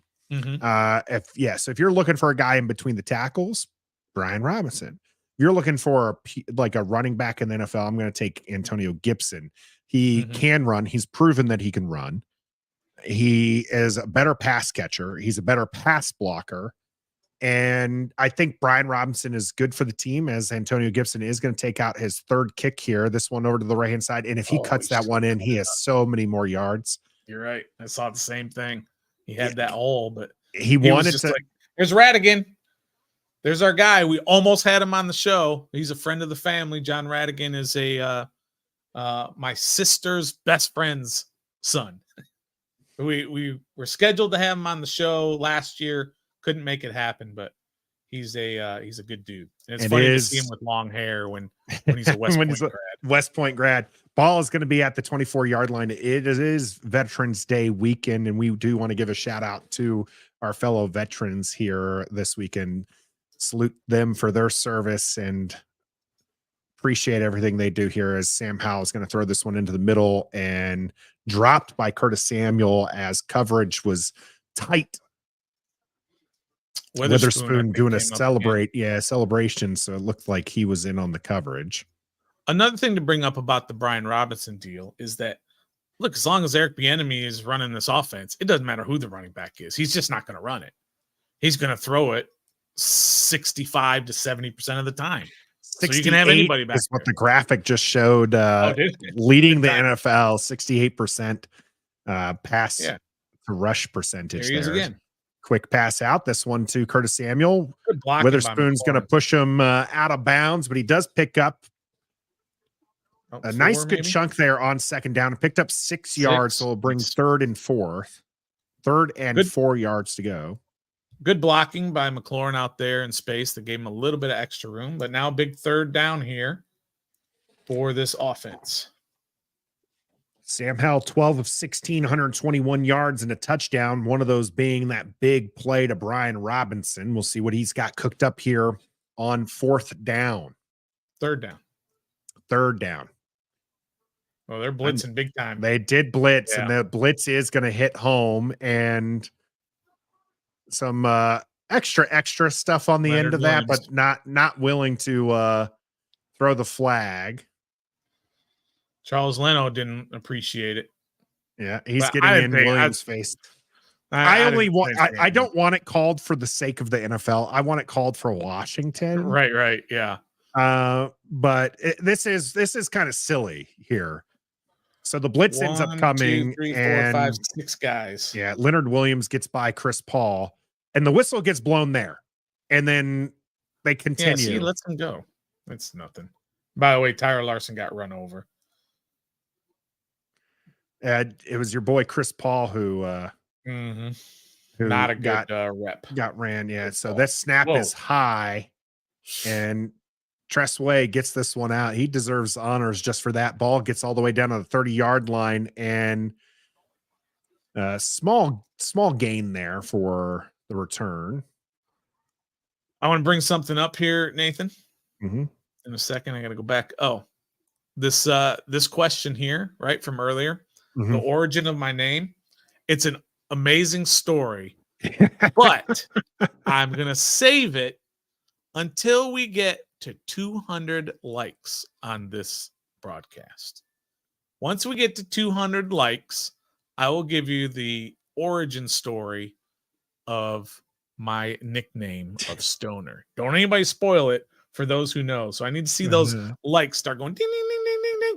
You know how you see on some of those things where they go ding, ding, ding, ding, ding, ding, or whatever. So I can only imagine the once they hear the story, how many people are gonna be like, "No, we're gonna unlike this now." The feedback, it's a great story. Ridiculous. It's a fantastic story. Bubbles, we Stoner's got plenty of stories. We were very much contemplating a segment, Stoner's story time. Yeah, because he's full of. I think my favorite one, Stoner, of yours was when we had when we had a source for some information and we just draft, right? I think it was the draft, and we embellished the heck out of it. Like it. But we so when I say we embellish, I mean we embellished the story. We went completely super fun with it. Yeah, we went down the whole line of like my grocer's bagger's son's sister, brother-in-law, cousin. Like I think we went down a chain of like 15 people. We actually had a legit source, but we just wanted to have some fun with it when it came to actually talking about the subject there. I'd love to tell the story about this past summer. And I don't remember if I told it on air or if I just told it to you and Trev off air, but the story of my trip home from Manila in the summer when it took me 68 hours to get home. Did I tell that story on air? Do you remember? Yep. And we had a death on the plane, and we had slept in 2 different airports and went backwards and forward, and it was brutal. Washington not doing a great job when they have been running the ball. So that's a big reason why we haven't seen that. Well, if you pick up a yard every time, it doesn't exactly say, let's continue doing this. Smith, play action, big bomb. I was going for it all. Going deep there, and St. Juice in coverage. Lockett, the intended target. No flag. Lock it up. Get it? Yep. Lock it up. Yeah, now we can lock it up. I wanted to make sure there was no flag, and I think he did too. He was looking around like, okay, can I celebrate? That was great coverage. He looked back and made a play on the ball. There's definitely no interference there for anybody who wants to call it. He turned around, he looked, made a play on the ball. They tangled feet. Nothing. All right. Play right up the middle for the Seattle Seahawks. Are going to pick up a few yards here to set up a third and more manageable. Washington has 4 rushes for 8 yards. It's good to know that we'll still be in at least one of our survivor leagues. Yep. They have 8 rushes for how many yards? 8 yards. 4 rushes, 8 yards for Washington. Yeah, see, this is why you're not running the ball more. I mean, you've rushed it 4 times. Rush it a little bit more and see if you can't bump that. You want to sustain a drive, don't you, Stoner?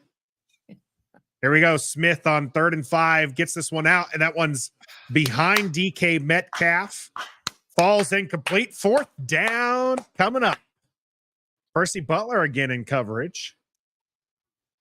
I liked Percy Butler coming out of the draft last year. I'm glad to see him doing much better here. Cam Curl was actually the one who was running with Lockett. Butler thought maybe he was going to come down with an interception there if it wasn't for DK Metcalf sticking out his arm. Punt is away here for Dixon.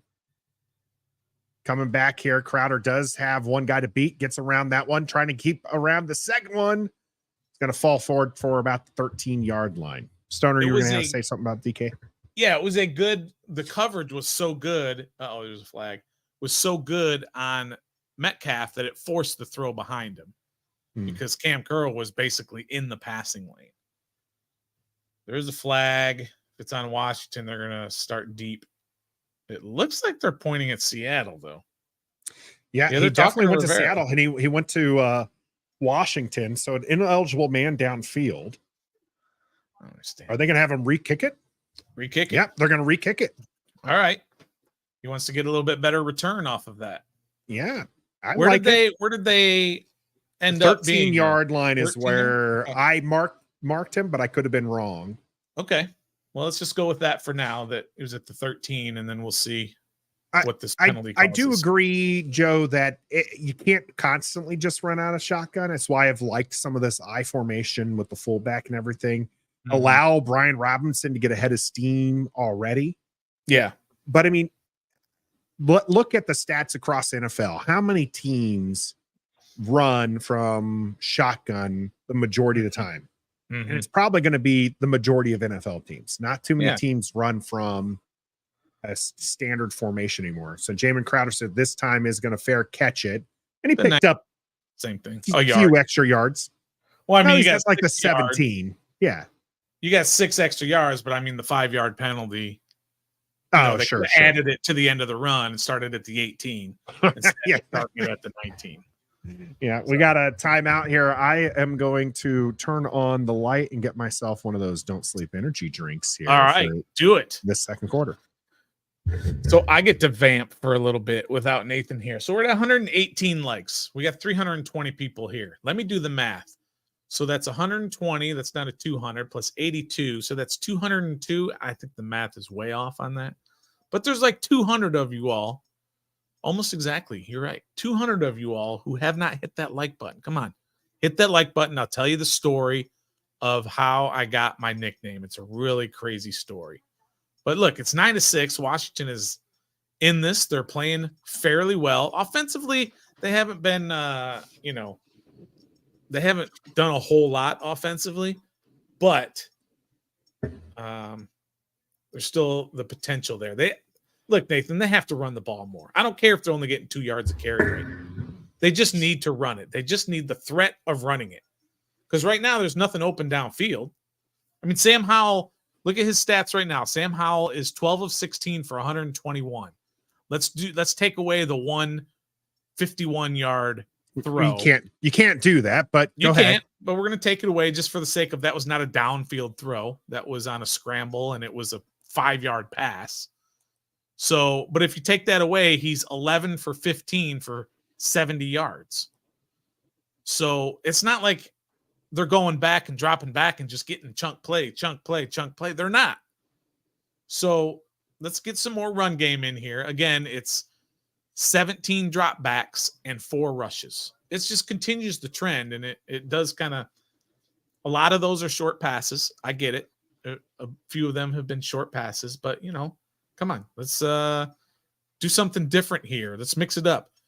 At least 2 times they've been in I formation and they've thrown the ball. It might be 3 times in I formation with a fullback and they've thrown it. That's getting too cute, Nathan. That's just trying to be too cute. That's saying, look, we're going to run the ball. Fooled you. And then nothing comes of it. Just run the ball. They did the one time and they got like -1 yards, but I don't care. You still got to do it. I want sustained drive, Stoner. That's what I'm looking for. Sure. And so I think it's hard to sustain a drive if there's rally captain in the background. He's DMV mess hall. He's everywhere. Getting all the good seats there. This one is going to be Sam Howell looking to pass, dumps this off to Brian Robinson, who does corral this one in as it was behind him. That was a heck of a grab because that one looked like it was going to go behind him. And I think that was a backward pass. That could have been a loss of big yardage. Well, they went from at best 2nd and 10 if they ruled it an incomplete pass, a 2nd and 10. Instead, you've got a 2nd and 6. The graphic hasn't come up yet. 2nd and 5. So you got 5 yards off of that. So good play from Brian Robinson to grab that. Now Armah's in the game, but it's not an I formation. He is going to block a little bit there as Brian Robinson does pick up a few yardage. So now you got 3rd down. 3rd and about 2.5, maybe. Washington hasn't been able to pick up a lot on the ground, Stoner. Do you still want them to run it here on 3rd and short? Yes. And then punt? How about this? Dollar bet on the fly, a live dollar bet. If they run it, they'll get the 1st down. I'll take it. You want that bet? I'll take it. If they run it. If everything else is off the table. But if they run it, they'll get a first down. Well, we got 3rd and 3rd here. Dotson in motion. Sam Howell in shotgun. Gibson, the upright back. Sam Howell flushes out, passes it, tries to pass it across his body. Do not like that decision. Does get deflected. I should have done an opposite bet too, that if they throw it, they won't get it. That's what I should have done, because coulda, woulda, shoulda. That was just an obvious thing there. They just got to run it. Come on, Nathan. All right. 756 JoJo with the $5 super chat donation. And you got it. Until somebody puts down more money, it's Eric Millhouse Bieniemy Jr. if he calls a tight end screen again. I got it. So just like Millhouse. Millhouse, I love it. Yeah, tight end screen. JoJo with the call there. The punt was away and fair caught there. So, yep, we're going to do this just like you do a piano bar, Stoner. Yeah. So it's Millhouse until somebody puts more dollars. You got to put more than $5 down if you want to change Eric Bieniemy's middle name for us. It's got to start with an M. Yes, it's got to start. That's all we know right now. All we know is it's an M, but we don't know what his middle name is. So he gets a goofy middle name like Millhouse until if somebody wants to give him a nice one like Eric Mike, then hey, if you put down more than $5, we'll change his name. But right now it's Millhouse. It's not going to be just for the tight end screen calls. So he's going to get the Millhouse treatment anytime we have a crazy bad play call. Okay. Like if it's 3rd and 1 and he calls a deep shot instead of just trying to pick up the first yardage. I don't mind deep shots when you plan on going for it on 4th down. Don't call deep shot if you're all the way backed up at your own 20-yard line. Like if you know you're not going for it on 4th and 1, just pick up the first down, keep going. Why are you doing Millhouse? What are you doing? So Eric Millhouse Bieniemy Jr. Love it. Well, what was that play again? That was what? 3rd and 2. I didn't see what they officially 3rd and 3 is what they I mean, he rolled out. He wasn't looking like it wasn't like they were looking deep. I think he was trying to find somebody, but that was well covered. And then he tried. Sam Howell tried throwing across his body. Tried and pulling a Jameis Winston, who today threw it clear across the other side of the field and scored a touchdown. I mean, Yam, I don't understand how our linebacking group can be so bad when our head coach was a linebacker. Touche, Nathan. Maybe this will be the thumbnail today.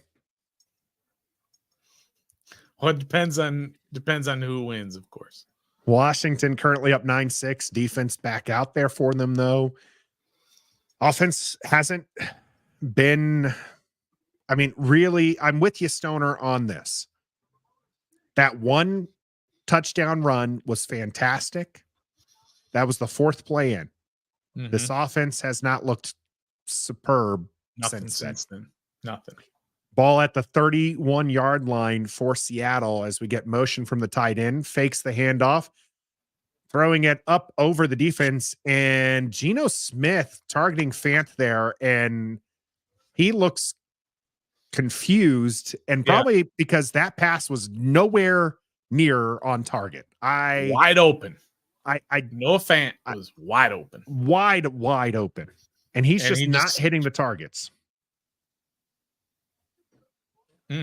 He throws that on target. They're past the 50-yard line easily. Mm-hmm. 2nd and 10 now. Run it more. Lockett in motion. Handoff to Kenneth Walker, who looks like he slips on the turf a little bit. Does still pick up 6 yards on the carry, setting up 3rd and 4. Let's not forget this defense for Seattle too, Nathan, is not a good defense. Mm-mm. So offense isn't good either. So but I mean, what you're saying about Washington's offense has not done much since that one touchdown. They're up against a bad defense and they're not doing anything. Geno Smith 10 for 20, 50%, 100 yards. They're passing a lot too. Mm-hmm. As Geno Smith, Get up there. Don't let him get there. Geno Smith runs and he slides. He honestly could have picked up several more yards there. He does pick up the first down. Was that Jandre Jones again? I didn't see who it was. No, it was Casey. No, 95. Casey Toohill gets around the guy.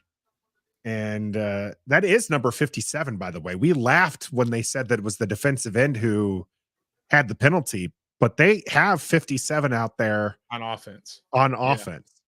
Lockett in motion, fakes the handoff to Walker. Stay with Lockett. Dumps this one down to Lockett. Lockett is going to get pushed out of bounds by Johnson. Picks up 7, maybe 8 yards off of this quick, easy pass there. That was Danny Johnson who missed the tackle on Geno Smith on that run too. Forbes would have gotten it. Start that discussion. Helmet, but he would have got it. 2nd and 3. Here's the run up the middle. It's going to get a first down there. St. Juice ends up completing the tackle. Tackled right around that 20-yard line. Setting up. Seattle had not been running the ball very well either, Nathan, but you stick with it. They had 7 for 23 before that run. 7 rushes for 23 yards, 3 yards a carry. You got to stick with it. 30-yard line is where he was tackled. So quick, easy pass out. See what it does. There's Bobo. Lofa was telling us Bobo was the guy. He loved himself some Bobo. Lofa Tatupa joining us for the Seattle preview. That was a great conversation. 1st and 10 now. Handoff to Kenneth Walker. Kenneth Walker up the center. Davis holding his own there. Mayo getting in on the tackle as well. Kenneth Walker looked like he was winning that battle at first. And then Jamin Davis kind of hunkered down and got some help with Mayo and was able to make that tackle. So explain that, Nathan. They had 7 rushes for 23 yards. Seattle did before that run, that big run, because you stick with it. You just got to stick with it. You got to keep punching them in the face, and they keep punching you in the face instead. You got to punch them in the face. That's what running the ball is. It's not about having this huge yards per carry and being super successful. It's about going forward and punching them in the face and having it wear on them. And then the second half, it starts showing up. I look forward to the supercut of you saying punch them in the face. Washington still leading this one 9-6. If the defense can hold, will be tie ball game here. We'll see what happens here after we don't sleep on our Washington Commanders.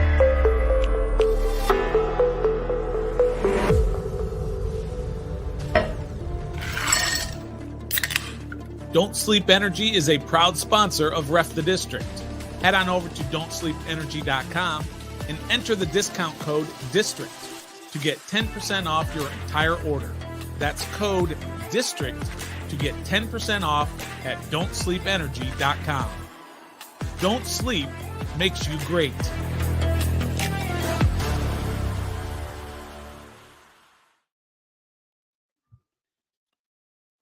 Nice product placement.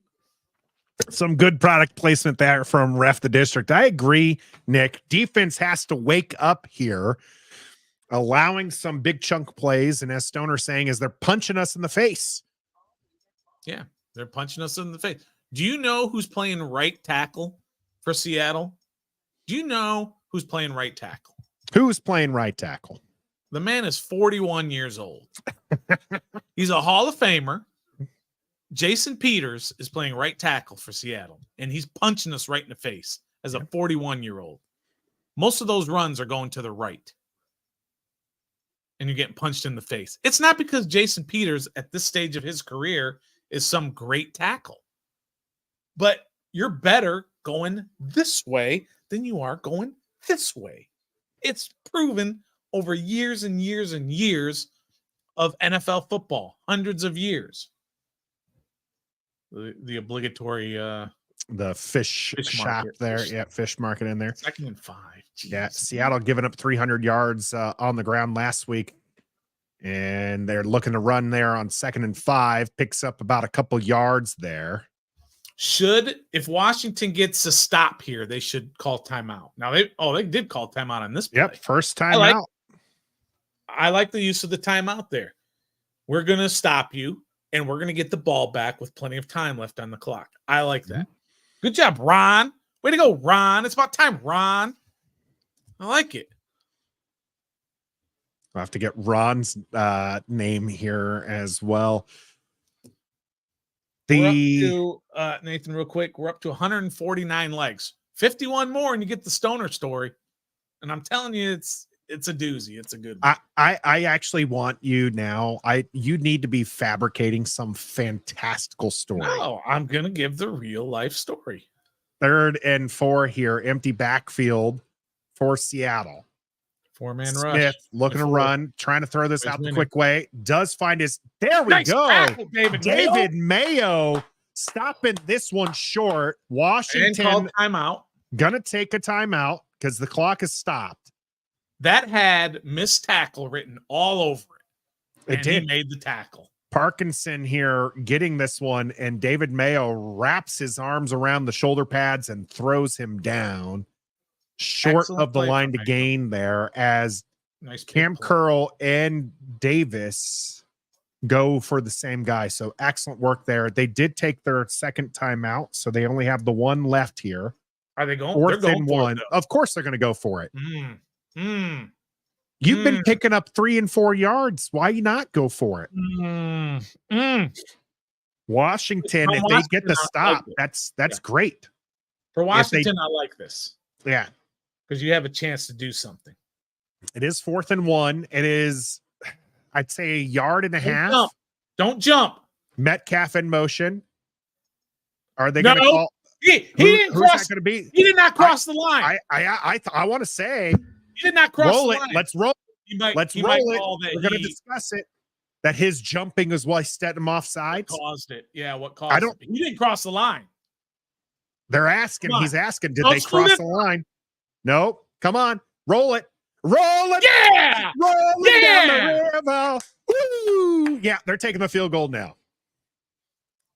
Jason Peters, 41-year-old. There you go. Trying to get that extra jump. Not working, Jason Peters. Let's see what happens here. Yeah, they tried to do the hard count, and then our guys jumped a little, but they didn't cross into the neutral zone. Ridgeway, by the way, being the one to so immediately and Curl, I think, was on. I think if Peters does that, he has to immediately be like this guy right here. And I don't think he tried to sell it as the kick is up and away. We got a tie ball game, but Washington's going to get this one back with plenty of time left. 147 here. Seattle gets the ball in the second half. So putting up points here is pretty important for Washington to be able to keep themselves in a position to stay in control of this game. Yeah, for sure. Whoo.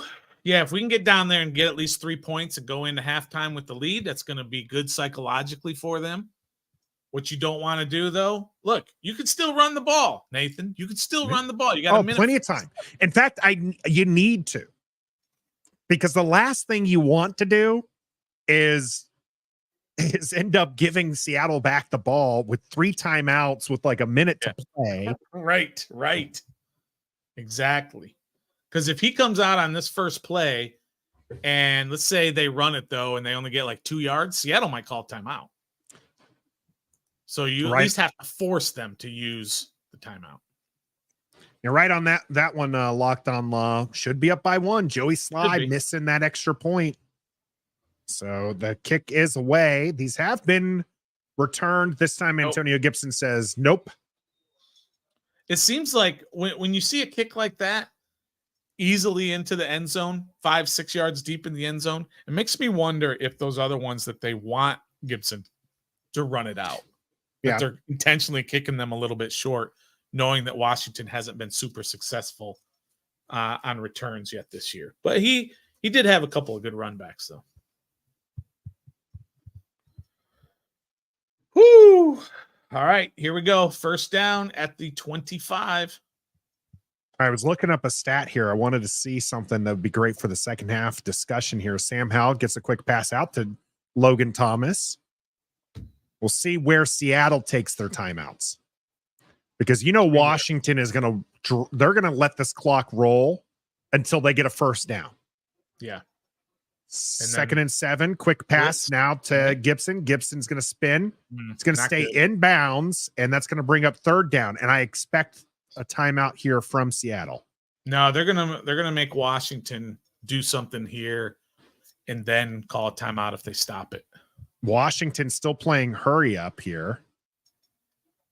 Sam Howell looking to throw, gets this one out to the center. Dotson unable to bring this one down. No penalty will bring up fourth down, and it stopped the clock. I mean, look, Nathan, they should just hire me as a consultant right now. They should just hire me. You're giving the ball back to them with 3 timeouts and a minute left. Exactly what you said. It was good defense. It was good defense. It wasn't a great throw, but this time, Dotson. It was the pass was behind Dotson. And then you're exactly right. They're getting three timeouts and a minute left. Yep. And they're fair caught called. We see the bounce. Somebody's got to get on that, guys. Why did you let that one roll back to you?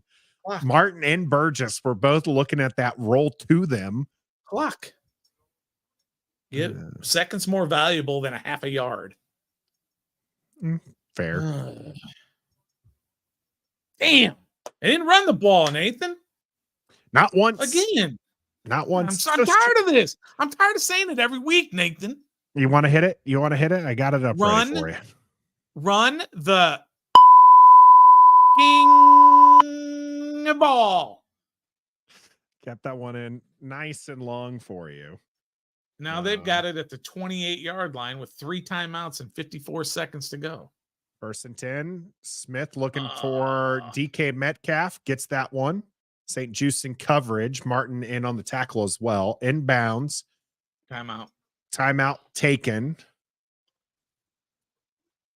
Nathan, it just drives me crazy, man. So again, here we go into a half. Once again, we're at 22 dropbacks and 5 runs. Don't give me this crap that they've been a lot of short dropbacks. That helps, yes. But it's not the same as running the ball. It doesn't have the same effect on a defense. 5 rushes.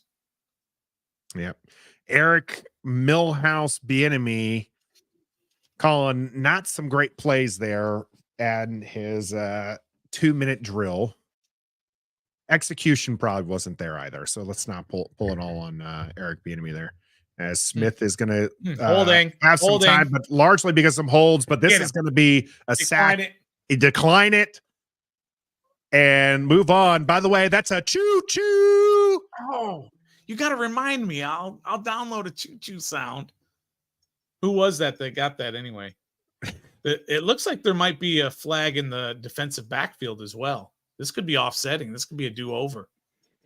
I think that's why Gino was so willing to take the sack, because I think he saw it. So that is that there is no only on the defense. It was only on the defense. So I have to take back the choo-choo. How did somebody threw a flag in the backfield? It definitely looked like holding. So they're going to call holding on Jonathan Allen. What? Dump off here to Charbonnet. Charbonnet is going to get tackled in the middle by Quan Martin. And we'll see another timeout here from Seattle. Did they call that holding on Allen? That's what the replay made it seem like. I think they were trying to say that was holding on the offense. I really hope that was because on Jonathan Allen, because I think the holding was downfield. James Smith-Williams is on the ground holding his leg. Knee/hamstring. I think knee. He is not doing well. But they threw the flag on the offense. A lot of pain. I'm going to go back at halftime. I'm going to rewind and look because they threw it, but I think Gino saw the flag in downfield, and that's why he was so willing to take that sack. But there was definitely a flag at the line of scrimmage. I saw it. I don't understand how you can't have holding when you got a whole bunch of defensive players being held. I mean, like, there's no other way to put it. James Smith-Williams is going to be helped off the field here, walking pretty gingerly on that right leg. As they're watching him pretty closely to see him, see if he can't put pressure on there, but I expect he's going to be out for the rest of the game. That doesn't look like a I'm stopping the clock type deal to give our defense rest. That didn't look like a situation where it was anything but he is hurt. 31 seconds left in the half. They still have 2 timeouts. So Two because timeouts, that was a Washington player. That was a Washington player. Yep. So I'll give them back their timeout. They didn't get charged for a timeout there. That makes sense. I think they actually wanted the timeout, and because James Smith-Williams was injured, it just worked out in their favor there. They are definitely within field goal range. I know the line says they need a few more yards. They're going to attempt it regardless. 2nd and 4 here as Geno Smith goes up the line to change the play call. Charbonnet in the backfield with him is going to take this one, can pick up that first down and run into Percy Butler. And that should be another timeout coming for Seattle. Hamstring, they're calling it on James Smith-Williams. Okay.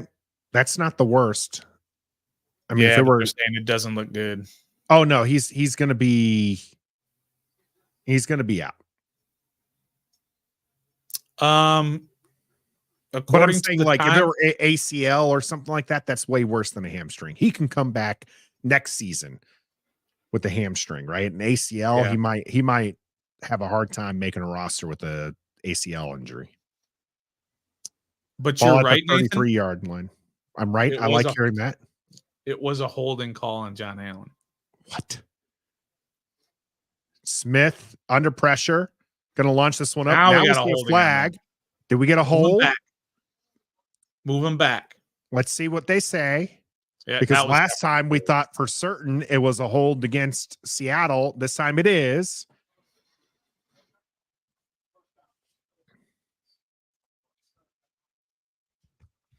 Phil Haynes, the guilty one here. I think he was the one who was tied up with Jonathan Allen last time too. And yep, that can't do that. So that's a hold.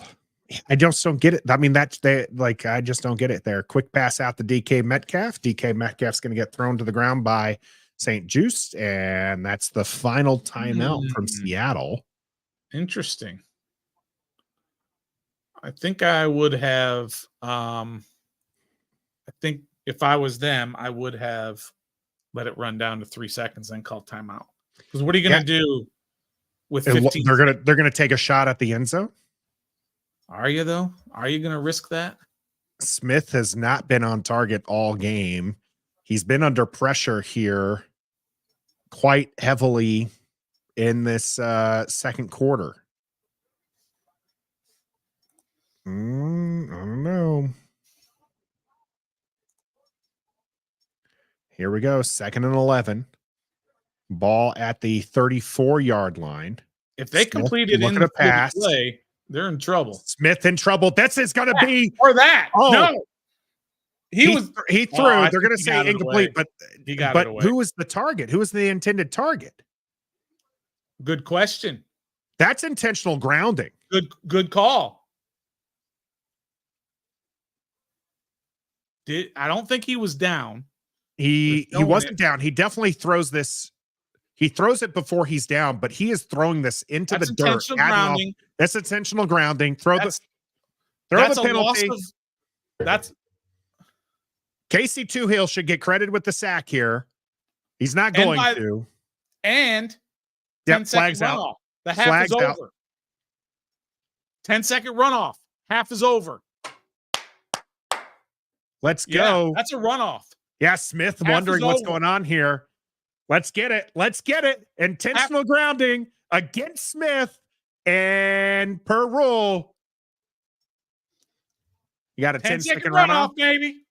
10-second runoff. This ends the half. Pete Carroll wondering, whoa. That's right, Pete Carroll. Geno Smith ain't having a good year this year. Not against Washington. We'll take it. We'll take it. We'll take it. We'll take it. What did I say, Nathan? I'm telling you, I should be a consultant for these teams. What are you trying to do in 15 seconds with no timeouts? Let the clock run down to 3 seconds. Call your timeout. Kick the field goal. Go into half. I think they absolutely, they wanted, you saw the play call. It was designed to go into the end zone. Smith extending that one. Casey Toohill, choo, getting after Geno Smith. And Geno had no choice. It was a sack and have to rush everything to try to get the field goal team out. Or intentional grounding, run off the clock, ends the half here. Washington 9, Seattle Seahawks 9. Don't sleep on these Commanders. We'll have plenty to talk about these Commanders during this halftime break here. We're going to take ourselves a little break. I'm going to look up a stat. You look up some stats, and you guys give us some questions about this game here, and we'll get to them when we get back. When I'm live streaming Commanders games with my boys on Ref the District, I got to keep my energy level up. Way up. Over 100 at all times. Go! Kick 6, baby! Get in there! Yes, sir! Yes, sir! That's a pick! That's a pick! And the best way to do that is with the official energy drink of Ref the District, Don't Sleep Energy Drink.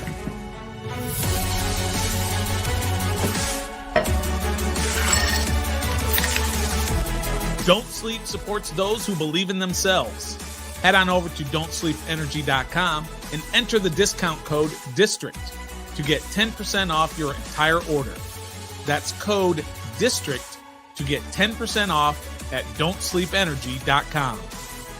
Don't sleep makes you great. Let's go.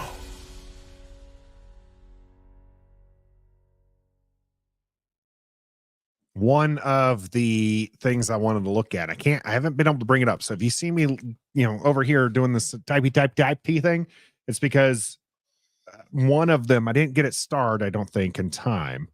But someone was mentioning, hey, Seattle's already lost this. Washington's a second half team. I wanted to bring up the points by quarter to see that. I wanted to get the actual data, because we've been saying Washington's a second half team for most of the season, but I don't think that stats actually back that up, Stoner. They don't. When you say we, you're not including me, because I've been the opposite of that. They have been in the past. Well, I went through before the season started and looked at all the games, and look, if Washington's down at the half or tied, they usually lose. Let me just say that, looking at before this year. But this year they've had a couple games they've been down at half, and that was early. They were down halftime to Arizona. They were down at halftime to Denver. But they were up at halftime again in both Philadelphia games and lost both of those games. They were down to Chicago at the half, lost that game. I don't remember the Atlanta game. I know the Giants game, they were down at halftime. And against the Patriots, I believe they were up at halftime. So that really doesn't bear out them being a second half team. They haven't showed it that much this year. And let me just say, a second half team is usually a team that runs the ball a lot more than other teams. Because again, that has an effect. Running the ball a lot, it has effect in the second half. Yeah, you're trying to put the game away, right? Like you throw to score and you run to win, right? Yeah, isn't that the saying? Maybe you do. Not my philosophy. Nope. That's a new age philosophy, and I don't believe in it. It just doesn't sit there and work for Washington. That's for certain. As Washington right now, tie ball game 9-9. They could have been up 10-0. I can't say that they should be up 10-0 or 10-9 rather. But they did miss an extra point after a quick touchdown. And I do feel like things haven't been going Washington's way, Stoner, since that opening drive. I feel like we just haven't seen the offense get under, get it going there. Yeah. And we haven't seen the defense play particularly good. I mean, I will say this. I don't think they've been bad, and they've only let 9 points up there. And so I don't necessarily agree with Michael here that he's the worst defensive play caller that I've ever seen. I mean, we had Joe Barry. We've had Manunsky out here throwing everybody out into, like, he had every edge rusher who was just, oh no, you're going to be in coverage. We know that you like having your hand in the dirt, but we're gonna put you on top wide receivers. So I wouldn't say he's the worst play caller I've ever seen. We also had Greg Williams, who thought it was best to rush 8 guys on every play and play cover zero on just about every play. So we've had the gamut of him. I don't think he's terrible. I think he relies on trying to keep everything in front, not giving up big plays over the top. Hasn't always worked that way, but that's kind of his philosophy. And let them catch it, and then, everybody get to the ball and try and strip it, all that other stuff. So I don't think he's terrible. And they haven't been terrible defensively in this first half. You can't say that.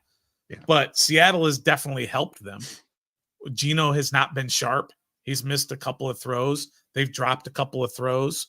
And then they botched that series at the end. I don't know what they were thinking, trying to get off one more play with 15 seconds left when they had no timeouts. It's just not smart. Regardless of what they were trying to do, sure, they were trying to throw it into the end zone, but you bring in all sort of possibilities when you do that. The possibility of a sack, the possibility of an offensive penalty like they ended up having. You just bring in so many variables to that. Just be smart about it. Don't be greedy. Yeah. Let the clock run down to 3 seconds, call timeout, kick the field goal, go into half at 12-9. So they botched that. So they've helped Washington in this particular game. So hopefully Washington can come out in the second half and sustain some more drives, because I believe they had 3 straight 3-and-outs at the end of the half. And, they're just 22 dropbacks and 5 rushes. That's just not winning football in the end. Will it win some games? Sure. But it's just not good winning football through the course of the game. They have 133 total yards of offense, and 51 came on one play, on that 4th play of the game, a 51-yard pass to Brian Robinson. So basically they've got 82 yards of offense since then, or 82 total yards other than that one particular play in 6 drives. So they're averaging 5 yards a play. That's not good. Yeah. So it was, as he said, 3 straight 3-and-outs by Washington there. Yeah. So they picked up 7 yards, and -4 yards on those 3 drives. As Ricardo saying here, need to find a run game there. Gus coming in and saying, we need Chris Rodriguez. You just need to call the run play, I think, is what you need to do. That's what you need. And they've had 5 rushes for 10 yards. Terrible. 2 yards per carry. Terrible. But you're going to get some bigger runs. This is not a case to where they're just running the ball 20 times and they got 40 yards. That's not the case. If we remember that game against Philadelphia last year, when they ran the ball 42 times or whatever, I think their yards per carry was like 3.6 yards per carry. But their commitment to it is what helped them win that game. They just have to do more of it. They don't have to be great at it. They just have to do it more to help the rest of the offense. But we've been screaming about this for 10 freaking weeks, and you've been screaming a lot about this one too. Maybe, as JG says, line them up behind center a few more times in that second half. So I can't defend 3-and-outs. I can't do that. What I would like to see is I want to see this offense sustain a drive. Do whatever you have to do to sustain a drive. I don't care if it's passing. I don't care if it's running, but do something and stop getting a 3-and-out.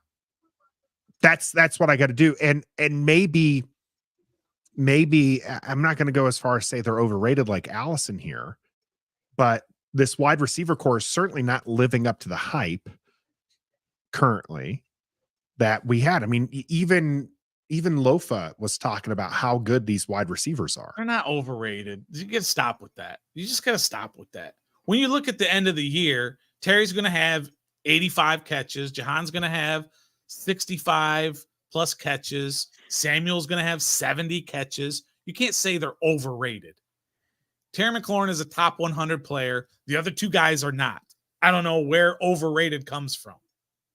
That sort of thing makes me mad. Not personally against Allison. I'm not attacking her directly. I'm just saying when people say they're overrated, they're not overrated. They are directly rated. They are properly rated. I know. Terry McLaurin is a top 100 player, just barely.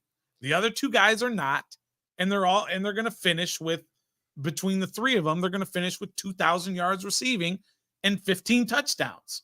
That's not overrated. Stoner, I'm mad. I'm just mad at everything right now. So. Mad at everything. Yeah. At the beginning of the season, you included on this, said Washington had like a top 3 wide receiver 1 through 3. Yeah, when you count all 3, correct. When you count all 3. Is that still the case? Are they still one of the top 5 in the NFL? I probably wouldn't put them top 3. I would put them top 7 or 8. Yeah, absolutely. Sure. Okay. All right. That doesn't mean that they're overrated. No. Right. And I'm not saying you're trying to catch me in my own words and say you're calling them. Oh, I've never do something like them. that, Stoner. Right. No, but I just mean that look, they're 3 very quality wide receivers, and Terry McLaurin is above average receiver. He's a very good receiver, but nobody's out here saying that this is the best receiving core in the NFL. But 1 through 3, they're top 7. 1 and 2, they're probably top 15. But when you include all 3, not very many teams have 3 very good receivers. Philly, Cincy, Seattle here has 3 very good receivers. And there's not many that have 3. There are teams that have 2 that are better than our 3, but not all 3. Joey saying, Stoner, you're going to feel better if you just tell us that story of the 38 more likes. I will. Of the legendary Stoner nickname. Everybody's got to get in there and hit that like button to hear the story. Help Joey out. Joey really wants to hear that name story there. HT, yeah, Sam looking good, managing those blitzes. The 1 sack so far, right? That he has. So I mean, that's an improvement.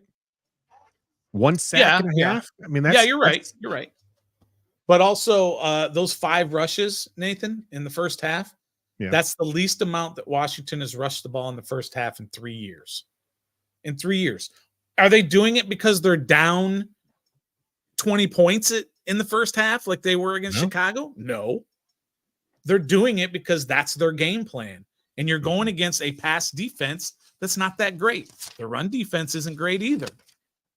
So why don't you throw the ball a little bit more? I got the numbers right here in terms of their ranking.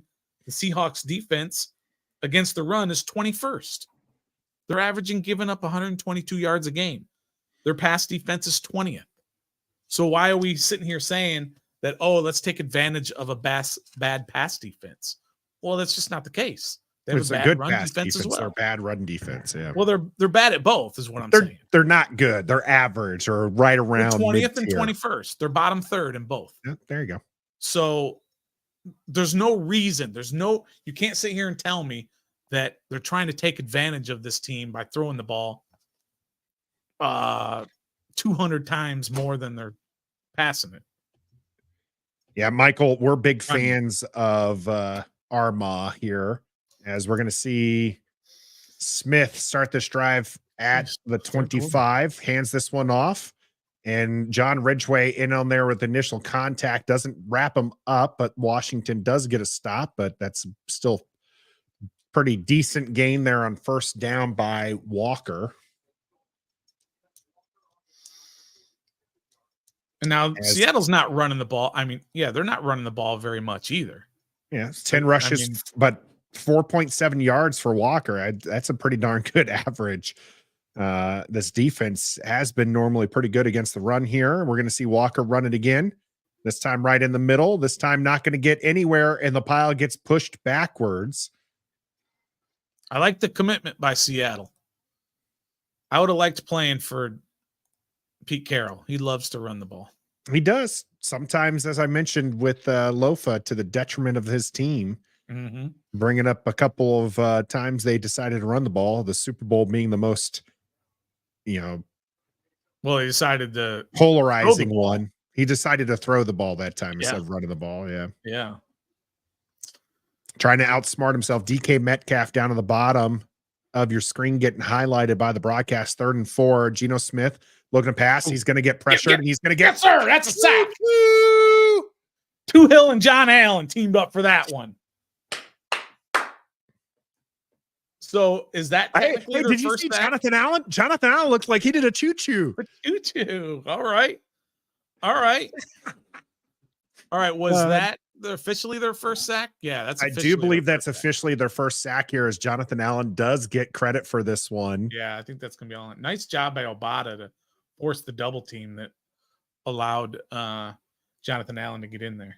We have had Jonathan Allen on the channel, so that's pretty fun that it definitely looked like he's done that kind of move there. Here we go. Starts at the 21. Jameson going to get wrapped up around the 29. Yeah, that didn't look comfortable at all. That hurt, but that's all right. Yeah, about a 4 or 5 yard gain on that one for Jamison Crowder before getting twisted around there. Be right back. I got to go feed the dog. Sorry, I have to. Time to feed Sparty. Hibiscus wanting some QB runs here called by EB. I do think that Sam Howell has been an underrated runner. He's not super athletic. He's not Lamar Jackson. So I think that his mobility is a strength. And I think that I'm okay calling the occasional run, but don't even pull him out there like a Josh Allen. I don't need to see him get banged around. Kind of let it come to the offense as it is there. Michael, Mayo is mustard. I kind of like that one. I might keep that one, Michael. So we'll see how that one goes for us down the way there. Normally we just call him Miracle Whip, courtesy of Trev. Trev again, people, for he got a new job, so he can't come with us as much as he would like to. So he's often working, and we respect that. And he's still part of Ref the District. He'll be on Wednesday shows when he can. He couldn't this past Wednesday because he picked up a shift. So he's still there. That's why he's still in the intro. And even when I redo the intro, he'll still be in that one. But he's got work. He's got adulting to do. Unfortunately, unless you guys start hitting that super chat up, right? Like, this isn't a full-time job for us. We have to have a secondary income. We do appreciate all the support that you do give us. And if you hit that like button, that shows us how much you guys, like us and like the content we put out. And if you want to see Trev back, hit that like button and we'll tell him. We'll tell him, hey, Trev, we got 300 likes today. That's how much they want you back. Even if you don't want him back, hit that like button. You know you like us. Anyways, let's get going with this game here. Nick, extra mayo? Yeah, well, we don't need any extra mayo here. We need a lot less mayo. We're on a diet. Okay. We need less mayo. We don't need any extra mayo there. 28 more for the Stoner story. It's 28 more, almost there. Michael suggested mayo is mustard. I said I might keep that one. Normally we call it Miracle Whip. Yeah, Trev introduced us to Miracle Whip, and I kind of like that one. And I think for Trev's sake, we'll keep Miracle Whip, but I don't mind the mayo as mustard one either. All right, offense. Yeah, three and outs there as they show. Ball at the 30-yard line here to start their second half drive. Going to be a handoff to Brian Robinson. There's your running and right into the pile for no gain. It's all right. That's all right. It's not, again, you're going to start. It's not about gaining yards. It's about showing them you are running the ball. It's about both. It's about both, but you have at least got to do it sometimes. Sure. You'd like to do both, but I'd be happy with the 40-60. But Every time we see running the ball, James Smith-Williams still has his helmet on. He's listed as questionable. They just talked about him. In shotgun. Sure, let's throw it. Sam in pressure. Does dump this one off. Brian Robinson does that same thing here. It's exactly the same play. Brian Robinson's going to pick up a Washington first down. It was the exact same play. Exact. Sam Howell squeeze it out, just sidearming it up to a Brian Robinson who's running up the field, picking up a big yardage here. I thought Sam was going to get taken down from behind. He trips up, and then he just pulls up, gets it out to Brian Robinson. Brian Robinson in space. Curtis Samuel right in front of him. Big time run here. Let's see where he ends up getting knocked out. That was right around the 25-yard line. Yeah, 20, actually even further, 21-yard line. Sam Howell looking to throws this one out of bounds. Wisely just getting rid of the ball, nearly hitting a cheerleader in the process. It looked like they tried to do like a little fake wheel route out to Terry McLaurin, and hopefully the defense would come up and somebody was running behind, but nobody there. Brian Robinson on my bench. Not feeling good about that one right now. Jahan Dotson made the roster instead and feeling really, really bad about that. Does he even have a catch? No, 8 touches, 108 yards for Brian Robinson. Yeah, I was just gonna. It's great. So great. So great. I am so bad at fantasy football. Empty backfield now on a 2nd and 10. Looking to go quick pass. Throws it up there for Terry McLaurin. Looking for that end zone and just misses this one. Nathan. So they went run, pass, pass, pass, pass. I mean, to be fair, the pass play did get you like 60 yards, Stoner. 3rd and 10. What do you think is going to get called here? I think it's going to be a run. Well, what I'm saying, what kind of pass are you looking at as Curtis Samuel motions? Sam Howell looking to throw. He's going to get sacked right up in the middle. And you just can't take that. You can't eat a sack straight there. Game for Mafe with the sack.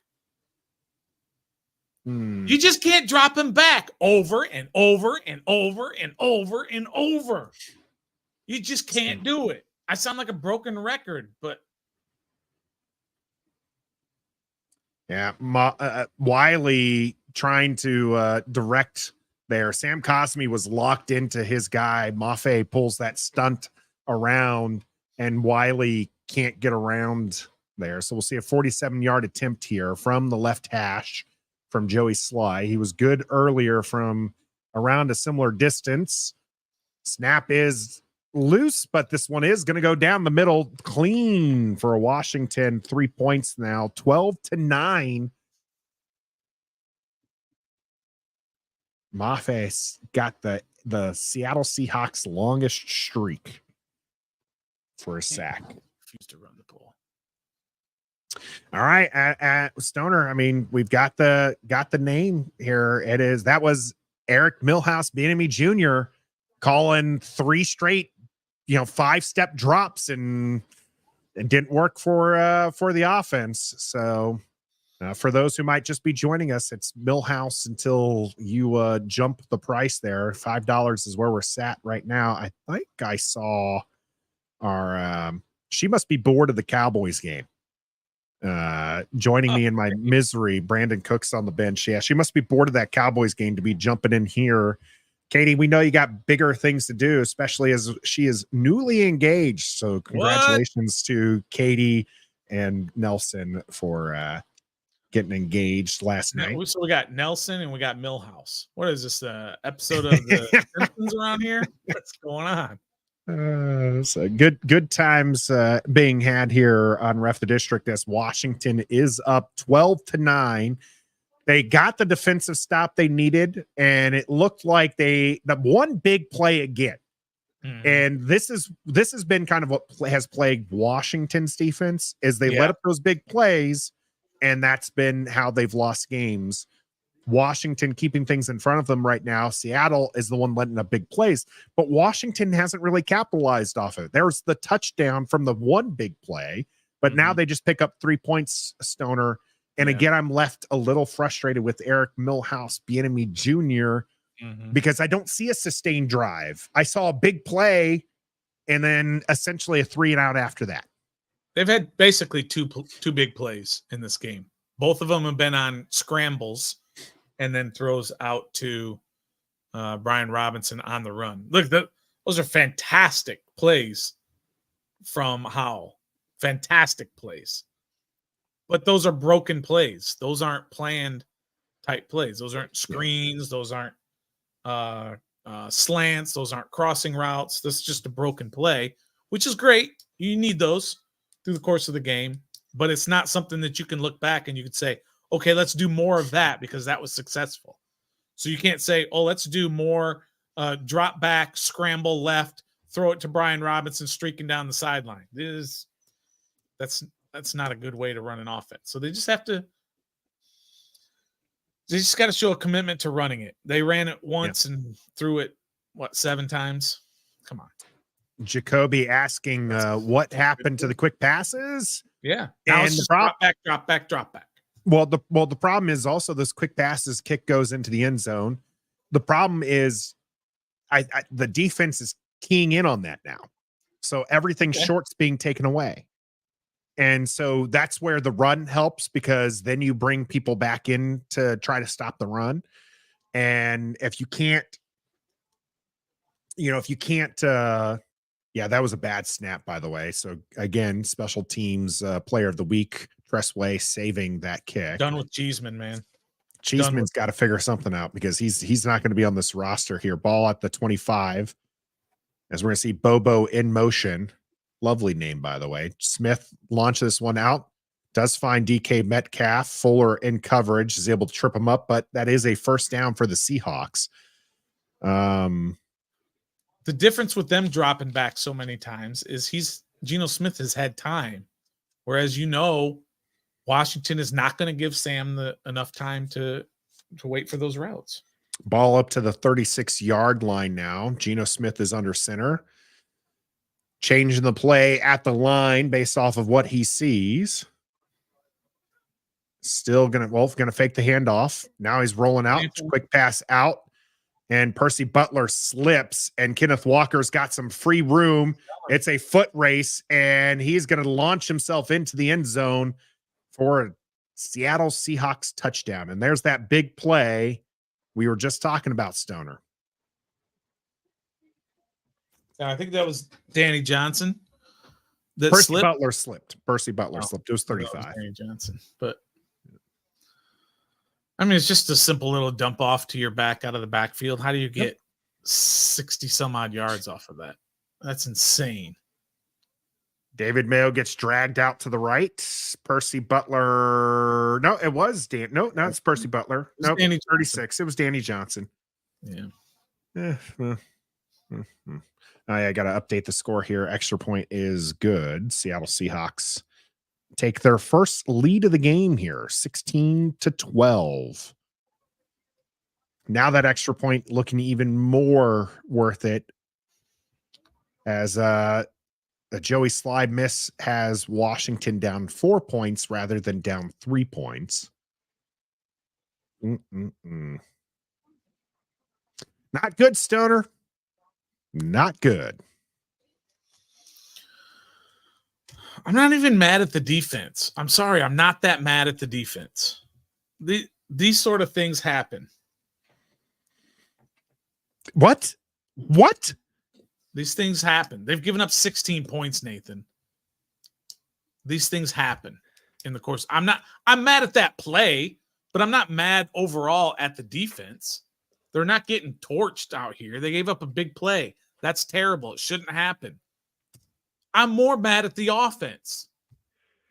Stoner, they just gave up like a 70-yard touchdown, and you're talking about the offense? Yeah. They gave up a 70-yard touchdown, Stoner. I need you to be mad at that. Yeah, that's terrible. That's going to happen through the course of the game. What? A 70-yard touchdown? Yes, it happens to every team. Stoner. It happens. Listen. Stoner. Stop living up to your name. Okay. You're trying to say you're trying to make it seem as though I'm giving the defense a pass for that play. I'm not. It was terrible. It was terrible defense on that particular play. That little slip by Danny Johnson cost everything. If he doesn't slip, then he probably at least slows him down to allow the rest of the defense to rally. It's a bad play. But, I don't know. How about you go ahead on offense and try to sustain some more drives and keep the defense off the field? I'm more upset about that. You're going again for the billionth time this year. You're going against a poor defense. And right now you've got 12 points against a poor defense. Yeah. Joe here siding with you, Stoner. When you're out there all day, it's just a matter of time. Yep, typical from our defense, Nick says. Danny Johnson looks horrible today. Danny Johnson looks like Danny Johnson. I'm not going to say he looks horrible, but he looks like Danny Johnson. Okay. And, yeah, P&W Trout staying with you as well, Stoner. Just trash, Gavin says. Yeah, Dick, this is all I'm saying is got to be mad at the defense, too. Yes, I'm fine. rough. I'm mad at the defense for that play, but overall, I'm more mad at the offense. Touch back on the kickoff. I'm not giving them a pass. Your timing is odd, Stoner, because you're railing against the offense after a 70-yard touchdown pass. Yeah. Okay, so that's all I'm saying is like go ahead and be mad at the offense if they go 3 and out here, and then let's hear it. All right, but you're being mad at the offense after the defense gave up a big play, and you make it sound like you are giving them a pass. You can say you're not giving them a pass, but when you're attacking the other side of the ball after they made a mistake, you're giving them a pass.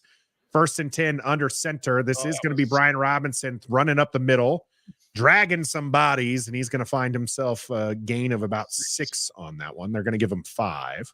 That should have been a false start on Bates. He actually jumped a little right before the snap. They didn't catch it. And now you're getting on Bates. This is why. No, I'm just saying it should have been EB. This is why EB got on you, Stoner. He was talking to you about undervaluing. You tell Millhouse to zip it until he starts running the ball a little bit more. Look, 2nd and 5. Beautiful. Watch. They're going to throw. Watch. Just watch. Just watch. 2nd and 5. Here's the fake handoff. Design QB run. Going through the center. Hold on to the ball, Sam. That was down. Let's please call that down. I want to say he was down and Sam got a 1st down. They're calling it for Seattle. You called that, Nathan. You called that. Washington running off, not even arguing here. And this is the worst celebration. Get out of. I want to see this be a penalty. Stop bringing the entire defense into the end zone for a celebration here. Where was the whistle? Get down, Sam. Get down. And yep, that ball's out before he hits the ground. See it from this angle here. See if anything touches the ground. Nope, that ball's out before he touches. It was a good call. I liked the call. Execution was good all the way until he fumbled it. Eric Bieniemy's got to get to him and tell him, get that first and slide. Yeah, it's a fumble. They're not. Yeah, no, this isn't gonna get reversed. This is gonna be. Well,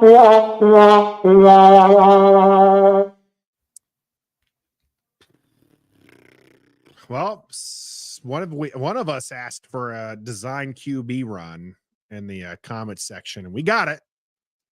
When we got a 1st down temporarily until the fumble. All right, defense is back out there. Call confirmed, 1st and 10. At least he made it to Seattle territory. Ball at the 48-yard line for Seattle. Smith under center. Fakes the handoff. Looking to pass. Has some time. Now he's going to get flushed out of his pocket. He's got KJ Henry chasing him down. There is going to be a flag. And let's pull this one back. And Seattle does seem to be walking backwards, and we're going to get the holding call against Seattle. I think John Allen sold that one. Hey, As Gino was getting out of the pocket, he kind of threw his arms up as though, you got to sell it. Yeah. Because you could really call holding every single play, right? Sure. See if they show it, the replay, but it sure looked like he sold it. Yeah, it's Allen over 68. Yeah, watch as he gets out of the pocket. Watch. So Geno Smith starts leaking there, and Watch.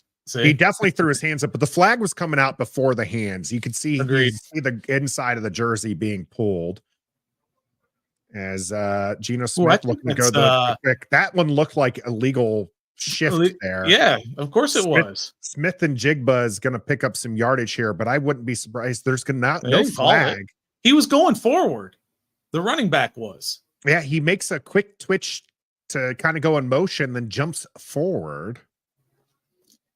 Yeah, you're right. He was going forward at the snap. That should have been another rule. If you're down 28-0, you score a touchdown. You don't do a dance. All right. Here is the running play. And oh my Lord, Jamin Davis just wallops Walker behind the line of scrimmage here.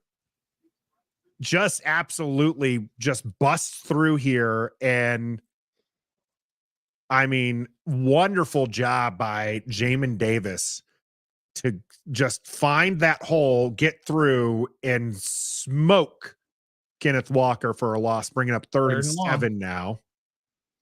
Defense needing to save the offense here. Get them off the field. The blitz was called. Geno Smith going to throw this one away. Flag. And there is a flag. Do not call pass interference or not passing. Do not call roughing the passer. No, it was holding on the offense, decline. Yep, Geno Smith walking to the sideline. Stoner having a good eye for this. It is a hold, and that penalty is declined. 4th down. All right. The fumble not going to punish Washington. That was a nice blitz call, too. Yeah, Charbonnet is the one called with the hold. Oh, yeah, he gets Quan Martin around the neck. Yeah, easy call. Cam Curl and Payne were closing off the lane, which is why Geno Smith just threw that one out of bounds. Punt coming here on 4th and 7. Jamison Crowder has been pretty good at making these decisions. Almost deflected. Punter tried selling this one. This one's going to go into the end zone. I want to make sure there's no penalty here as Washington's no penalty. Good. Start from the 20. I'll take it. Nathan. I'll take it. I'm not a huge fan of the sequence, Stoner, but if you turn the ball over, not giving up points is a good thing. Oh, it's a great thing, especially right there, almost midfield. Yeah, essentially, you just lost time. Yeah, that's all that happened. That's it. That's all that happened was you lost some time. You're still in it. 12-16. Get a sustained drive here. Even if you pull up with a field goal, just get down the field. Mm-hmm. Absolutely. We are at 183 likes. So we're 17 away, Nathan, from the Stoner story. Do the Facebook one counts? We got 8 on Facebook. No. We said YouTube likes. Come on. I said YouTube likes. You got to get 200 YouTube likes and you'll get the Stoner story. Where did the Stoner nickname come from? It's a doozy. Let me tell you. I can tell you where the EP one comes from because she's the executive producer getting me a baked potato. Oh, nice. Yeah. Like some baked potatoes. Yeah. I like it is. I'm not going to lie. You even like some mayo on your sandwich. I had yesterday I had a break from my diet because yesterday was Veterans Day and there was some places I took advantage of. So I had some chicken crispers and fries from Chili's. Nice. And this is what I usually do. So I had a beer, I had chicken fries, and chicken fingers, chicken strips, whatever you want to call them, and fries. And all I had to do was pay for the beer because the meal was free. Yeah. So, and the beer was a happy hour beer. So it was like a 22 ouncer for $5. Nice. So it was like $5.45 or whatever. Local beer or domestic? No, I had a Modelo. Okay. And so I had that, and then my bill was $5.45. And I gave the bartender $20 and said, keep the change. Yeah. So it probably would have cost me that anyway. Yeah. If I had gone there. And I usually free, do that. But, I didn't take advantage of any of the Veteran Day deals. Let's see this one. This is what I was talking about. It looked like it was almost. Yeah. So Bada runs in, and this is a soccer type flop here from Dixon. Official was like, I'm not having that. Yeah. Dixon, but he did. Dixon is just like, you run into me. I gotta go down. You can't do that. Yeah. No, Dixon, right. Bad actor here. 20 as no, of course not. Quick pass out. Logan Thomas going to get down after about 8 yards there, and it did look like Charles Leno kind of got away with a little bit of a back step there, but we'll take it. He's been doing that a lot. He's going to get called for one here at some point. He's just a half a beat ahead. Nice to see that quick pass though. Yep. Somebody was asking for that earlier, so it's nice they went back to that. 8 yards on that quick pass, only 6 first downs for Washington. And here comes the blitz. Here comes Brian Robinson having to do some extra work, going to get caught from behind, but still picks up like half a yard, setting up 3rd and short. QB sneak. Do we see the presidential push? And again, it's presidential push until somebody puts a better suggestion in the chat with that super chat money to it. But we got 3rd and 1. Presidential push. I formation. Run it. Just give it to the half. No, give it to the halfback. It is going to be under center. Brian Robinson back there. Everybody is up, and we are going to see Sam Howell keeping himself. He does pick up the first down. Yeah, why would Brian Robinson just get back there and start pushing the pile? Yeah, he didn't do it. He had no desire to do so. No, he was just like, okay, we're good. Moving on, folks. That is a Washington. First down. It's been a while. It has been a while. Only the 7th first down for Washington. We didn't do it when Robinson had the long pass play, the second one. We didn't. We didn't. I think we were just too excited about the fact that it was the same play. It really was. I mean, it was sidearm throw and everything. The only difference was Curtis Samuel was out blocking instead of Terry McLaurin here. Fake to Gibson. Sam Howell getting this one away. It is caught by Curtis Samuel, but that might have not been a good decision as he's going to lose half a yard on the catch. They just refused to run it, Nathan. Eric Milhouse Bieniemy just refuses to run the ball. I almost wish he would have hit Terry McLaurin here. Let's see this. Terry McLaurin was covered. It looked like when they had the field view, Terry McLaurin looked like he was behind the defense. So command the rear is Metaphor's addition here. So we appreciate the $1.99 donation there on 2nd and 10. We're going to see a pass. Sam Howell's going to get flushed out of the pocket. He's going to get an oncoming guy here. So he's going to get this one to Byron Pringle for some positive yards. So good recognition. Good job getting rid of the ball. He's Byron done a good Pringle job. sighting. He's done a good job of getting out of the pocket and throwing on the run. He's had a couple of nice plays. Both of those big plays to Brian Robinson have been because he's gotten out of the pocket. But why just run the ball? 3rd and 3. I mean, you got to do something different here. You're not running it, but here we are again. Yeah. So the problem is again, they've been selling out blocking the short. Look at where everybody is. They are anticipating a short, empty backfield throw here. It does get caught by nice catch. Get up, Yami. Who's Just get go. Up and Just running, go. But they are going to blow this one dead. Okay. But that is going to be a Washington first down. First down. Nice catch. That's helping out your quarterback. It's a good throw, and it's low, but it was a very good catch, and he was definitely down. Oof. Brown with some serious, Brown was well covered there, but still good pass, good catch. First down, Washington. Ball at the 44-yard line. Fake handoff, moving out the pocket, throwing this one out of bounds is Terry McLaurin, as Woolen was covering Terry McLaurin, who has not had a great job. Jonathan saying we got 203 likes now, Stoner. We do. I'm going to have to tell the story. Good call, Jonathan. We'll call it at the Good call out there. At the break.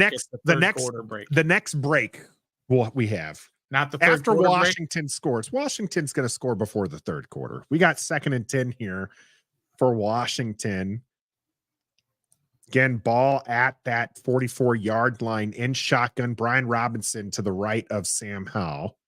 Charles Leno gets an early step, and Sam Howell's going to take his 3rd sack of the game. And now I'm not so sure about a score before the 3rd quarter. That's rough. Just refuses. He absolutely refuses to run the ball. Refuses. Where are we at now? 33 to 9. And again, this is a 5-step drop situation where, and this offensive line has actually not been giving him as much time there. So it's 3rd and 16 now. 4 seconds on the play clock. Snap gets away. We are looking to get another pass here. Passes it out deep, and this is not going to be caught by Curtis Samuel. Wagner in coverage. So we will see a Tressway punt here. He just refuses to run the ball. Just refuses. 2 first downs on this drive, and it's going to peter out after several 5-step drops and a sack.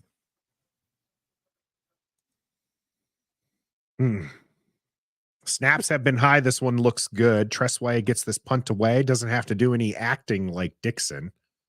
Going to get caught around that 10-yard line, running it up, and Bates showing he has some special team skills as well.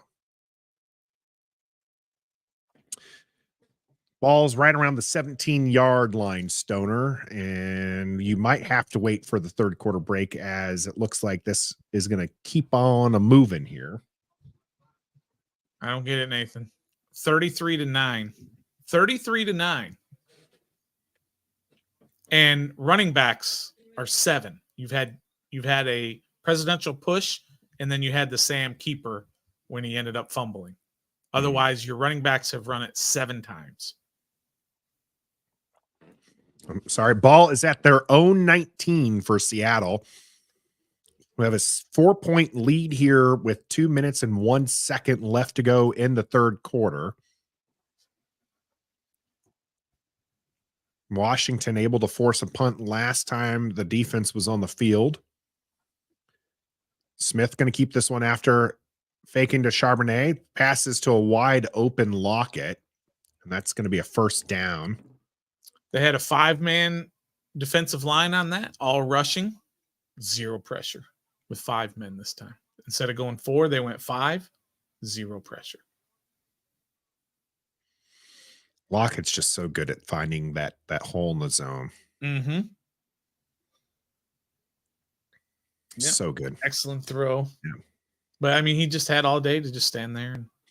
Yep. 5 down linemen again. We got some motion from the tight end, and we're going to see a run play here up the center for Charbonnet, who's going to get, I believe, a 1st down here. Much easier to commit to the run when you're picking up 10 yards carry here. Wide open hole is Mayo, and that's what you don't want to see, right? You don't want to see your linebackers matched up against offensive linemen, although I think that might have been a tight end on Mayo. 4 down linemen for Washington. Another handoff. This time through the middle. Charbonnet finding some more room. Going to pick up another 1st down for Seattle. Hudson in on the tackle this time. Yeah, Geno Smith's not been good. 20 for 32 so far. And Seattle looking to run away with this one quite literally now. Do you also notice that they're not doing it from shotgun? Mm-hmm. They're giving their running back a head start. Motion is Tyler Lockett. Smith going to hand this one off. Third handoff in a row. This time, Jamin Davis with the tackle for a loss. Walker not able to get around him. That does bring it to the fourth quarter. Stoner's got a story for you. So don't sleep and stick with us.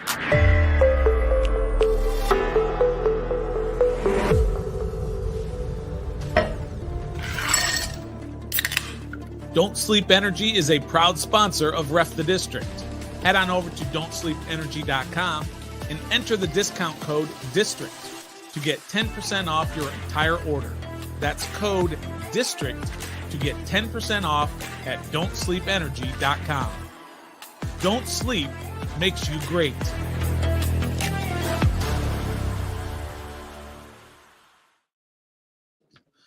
All right, so look, it was the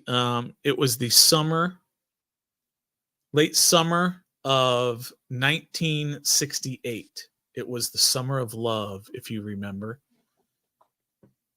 Hippies were ruling the world, right? There was protests everywhere of the Vietnam War. Country was a little bit in chaos. But two people came together. Two people saw each other from a distance at a rally in Washington, D.C. A man, a woman, they saw each other. And they said, you know what? We should be together.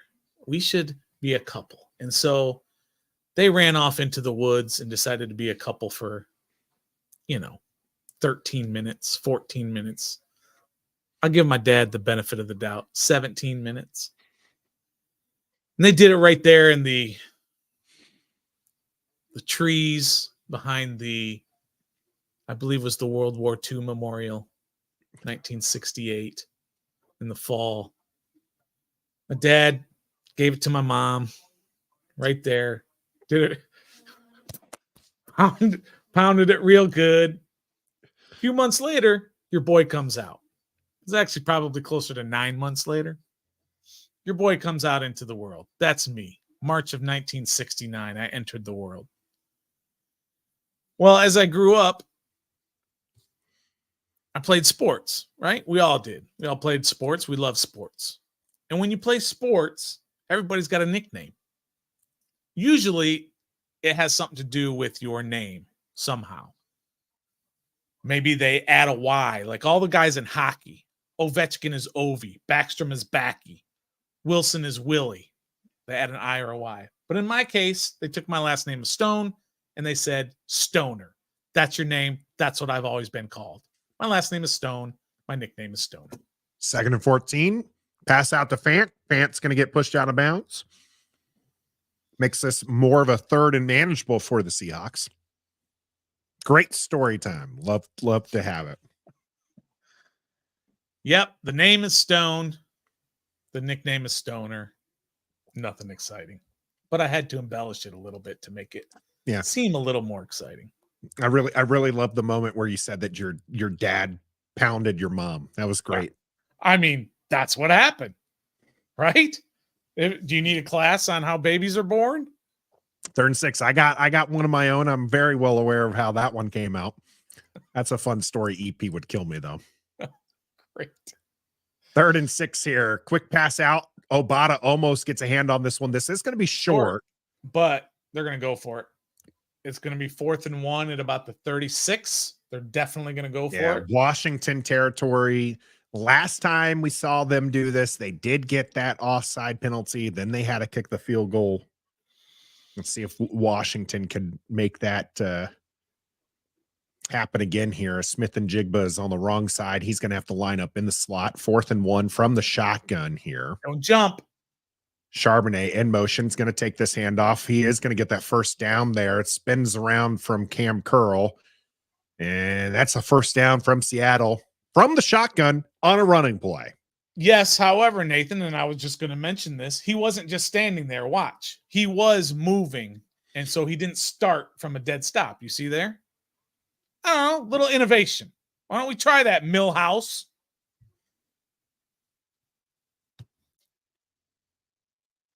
I hate when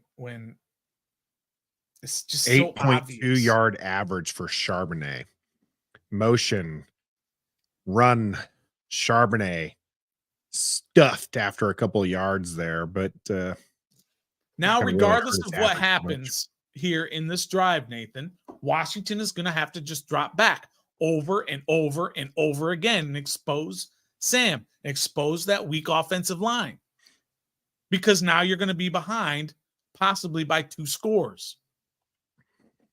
And now it makes sense, but now they know it too, and they're just going to come after you. Jeez. 2nd and 8. Tyler Lockett in motion. Smith just going to throw this one away as Percy Butler in on coverage on Lockett was not going to let that one happen. Randy, we don't do that here on Ref the District. We are not tankers. You came into this game as the 8th, best team in the NFC. You have got a shot at a playoff spot. You play for a playoff spot. 100%. Just go through the list of quarterbacks and tell me how in the playoffs, how many are top 5 draft picks? Less than half. Smith blitz. Tosses this one out, and this one's going to be out of bounds. And that 4th and 7. All right, look at that. Look at that. Look at that, Jack Del Rio bringing some pressure. Nice job. Nice job bending but not breaking once again. So this will be their 4th field goal, right? In the one touchdown. Cam Curl getting in there on the blitz and forcing the throw out of bounds. Quan Martin in there as well. They like blitzing Quan Martin. Kick is up. Kick is good. Snuck it inside that left upright.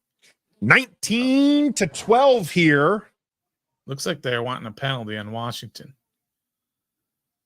See, the defense hasn't been terrible, right, Nathan? They've held them to basically 4 field goals in the one big play. I get it. One big play is inexcusable. But the rest of the time, they've held them to 4 field goals. But the offense hasn't done their part. Sure. Obviously, in 100 different ways. But again, now you're down 7. You're down 7 points here in the 4th quarter. Now you're probably going to be dropping back and throwing it. If he drops back and throws quick passes, I'll be semi-okay with that. But you can still run the ball, Nathan. Yeah. There's not 3 minutes left. There's like 13, 14 minutes left in the game. If anything, I actually think you'll actually start to see more successful runs here right now as Washington is down and they've tried these 5-step drops. It's not working. They can't go to the quick game because Seattle's sitting on all of those quick passes. Sitting. Absolutely, they are. They are playing everything. They're daring Washington to throw it deep. They're like, go ahead, because we're taking away everything close. Mm-hmm. So maybe I wouldn't mind it's got to be a quick. I wouldn't mind a deep shot, but it's got to be a quick decision shot. Right. You can't do a 5-7 step drop. He just isn't going to have the time. Right. That's exactly right. Run some draw plays, run some under center runs. Get your running back a head start. Look, if you can show me where this team has been successful in running out of the shotgun with a running back starting from a dead standstill, okay, do that. But they haven't. So run the ball. Yeah. Tommy, yeah, Sam's got to get down. I love, and I know his teammates love the fight that's in him, but you just got to get down. He got the first down. It was a called run. Sam Howell gets the first down. He wanted to fight for extra yardage. And if you're going to do that, you can't lose the ball. So I think he was better off just sliding and moving. So then the answer to that is you don't run because there's a possibility you're going to fumble. Just because you had a running. Well, Tommy said last time we ran. He's just pointing it out. I think Tommy's just pointing it out. All right, fair enough. If he drops back, Roger coming up with a different M name, but it's a mean one. And he didn't put down the money for it, so it can't. This is returnable from Gibson, who's going to run behind the line, and he's going to get past the 25-yard line, but I'm not sure I love that decision. Hey, somebody was asking for Jabril Cox. There he is, 41. He's been out there in all the special teams plays. There you go. There's your Cox sighting. Man, yeah. We're you're gonna clip it right next to you talking about your dad pounding your mom. Yeah, we used to be a family show here on Ref the District. We are no longer. We are no longer under center here. Hand off to Brian Robinson onto the left hand side. He's got some running room. He's going to push away, and he is going to pick up a Washington first down. Interesting. You run under center and you pick up 14 yards. Interesting. Mike was the one calling. I don't like hearing this, B&W, as much as we weren't part of the hive here on Ref the District. I'd never like to hear that a player is injured. You know, if you're going to pull him because he's not a good QB, that's one thing. If you're pulling him because he's injured, that's sad. Here's another run over to the left-hand side. Brian Robinson again squeezing through. Brian Robinson again with a Washington first down. I'll say this every week. It's not rocket science. Back-to-back runs for Brian Robinson. Back-to-back first downs for Brian Robinson. Off tackle to the left-hand side. And honestly, there wasn't a lot there. He just makes those first guys miss, and he keeps on running. Because he's got a full steam ahead. He's got, he's going. He's not standing there looking for a hole. All right, 3 straight times under center. This time here we go. This is Antonio Gibson. Antonio Gibson up through the middle. He's going to pick up some good yardage, about 6 yards on the ground this time. 5 yards is what he's given. 2nd and 5 coming up for Washington. 3 run plays in a row, 25 plus yards. Washington in Seattle territory already after 3 plays. Ball at the 46-yard line of the Seahawks. We're going to see a handoff to Gibson. Gibson stutters a little bit, comes forward. It's going to set up 3rd and short, about 3 yards to go, long 3 at that. Gibson looked like he wanted to cut that one over to the left and then just ended up running it into the back of the blockers in front of him. 3rd and 3. You got to pick it up, but if you don't pick it up, do you go for 4? Where were they at? They're around the 40-yard line. On their side? Yep. Yeah. Seattle territory. Yeah. Right around the 40-yard line is where this one's starting. Logan Thomas trying to get set. Ball trying to get snapped. Snap does get away with 1 second on the clock. Sam Howell looking. He does have an open Logan Thomas who catches this, and that is a Washington first down. Nice drive they got going here. I was going to get pissed because they went to shotgun, but it was successful. And they went to pass. So a little chip there from Logan Thomas. Sits in, past that line to scrimmage. Sam Howell recognizing it. Sam Howell probably doesn't need a bail there, but we'll take it. Sure helped him to find Logan, though. Yeah. He is a lot is made of how short Sam Howell is, so Sam Howell fakes the handoff, quick pass out, and that's a dud. Terry McLaurin, the intended target. Witherspoon mad at himself for some reason. I don't think he was close to intercepting this one. It was just I think maybe got tipped to the line here. Let's see. And no, just a bad pass. It's a dud. Yeah.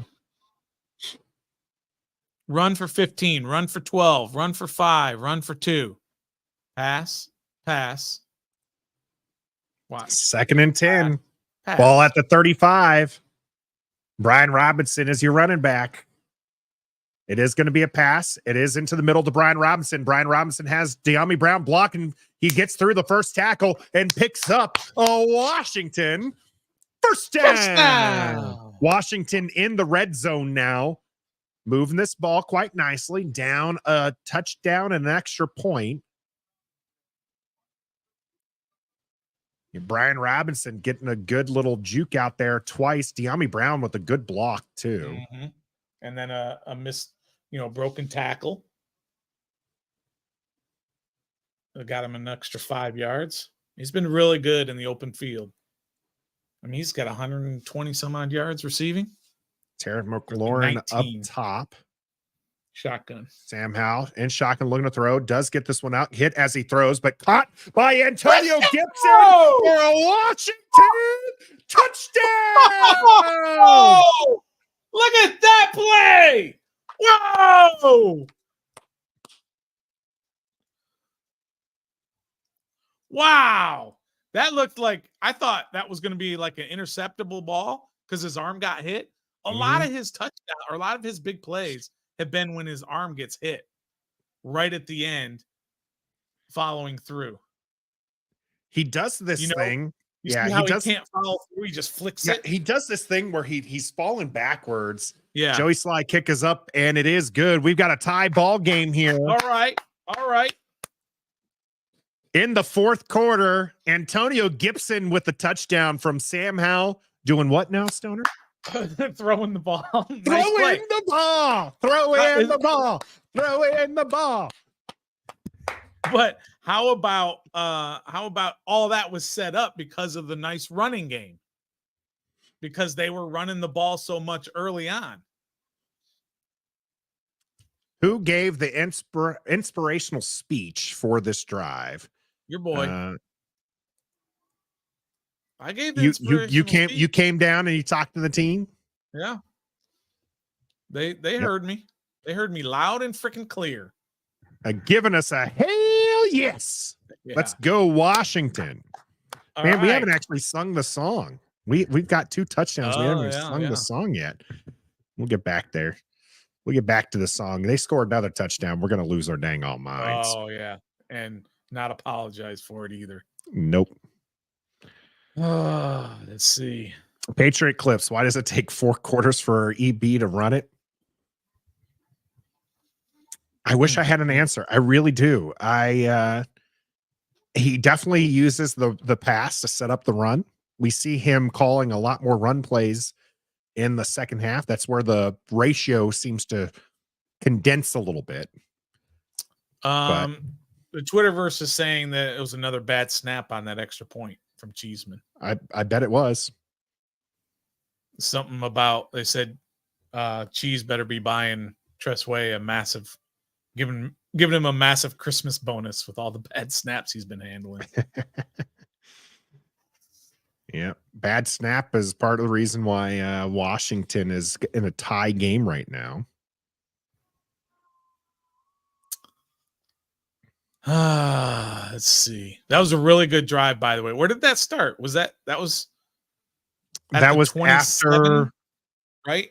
Gibby brought it out to the 27. Yeah, Antonio Gibson ran it back, and it was.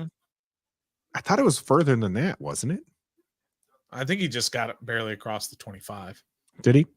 But I'll look real quick to see where it started. All right, metaphor. You're absolutely right. It's time for that defense to lock it up. Seattle was happy running the ball, largely because they wanted to take time off the clock. Can this defense answer the call? Wow. Antonio Gibson just wide open. Detroit kicked a field goal at the buzzer to win 41-38. Wow. Over the Chargers. I bet that was a fun game. Chargers, man, they always lose tight and back-breaking games like that. They do, man. And it's been different coaches. It's been different quarterbacks. But they do. They just always lose. All right, here's the play.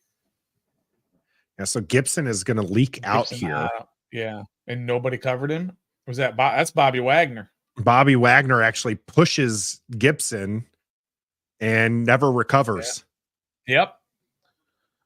Bobby Wagner is going to the Hall of Fame. Okay. And he gets burnt sometimes. It just happens. Now he is also much, much older. This is going to be rolling. Do it. Do it for me. Do it. Rolling. Rolling down the river. Nice. All right. False start by the offense as everybody on that right side of the line jumped. Except the center. The center just sat there. So 8 penalties, 50 yards now for the Seahawks. Ball at the 20-yard line. Lockett in motion. It is a pass or a little dump pass to him. He's got some room. That was definitely some jersey pulling from Fant. Not that they would call that. No. Why would they? Yeah. But that is second down. On 1st and 15. What did he get? Maybe 9? Yeah. 11. Setting up a 2nd and 4 now. Pitch out to Walker. He got some good blocking ahead of him. Cam Curl's going to knock him out. Brian Robinson and Walker have a little exchange there. They were little brotherly love. The coaching staff was looking for a hold. Malik Hudson, I've seen him out there lately. He's been getting some snaps here in the fourth quarter. 7:15 to go in the fourth. Yo. Broadcast had him listed as a starter. Yeah, true. But Mayo's been out there more often than not. Hudson is out here in this play. Fakes the handoff to Walker. All day. Yep. Throws this one up over Jamin Smith's hands. Lockett finding again that spot in the zone and picking up a first down. 6:51. That's twice, by the way. What's that? I'll tell you later. Did I keep saying his name wrong? You've got it's at least twice. You call him Jamin Smith. You love Jamin Smith. Jamin Davis. Outstretched hands. We all know who it was. We knew there's no Jamin Smith on the team. He just got all day. Yeah, that was a good pass too. Yeah. Lockett in motion. Hands off to Walker. Walker up there. Does get tackled by Jamin Davis. James Smith is making a lot of tackles. Unfortunately, they're all downfield. They're putting together a nice drive already. Yep. They're already in field goal range. 3 and counting.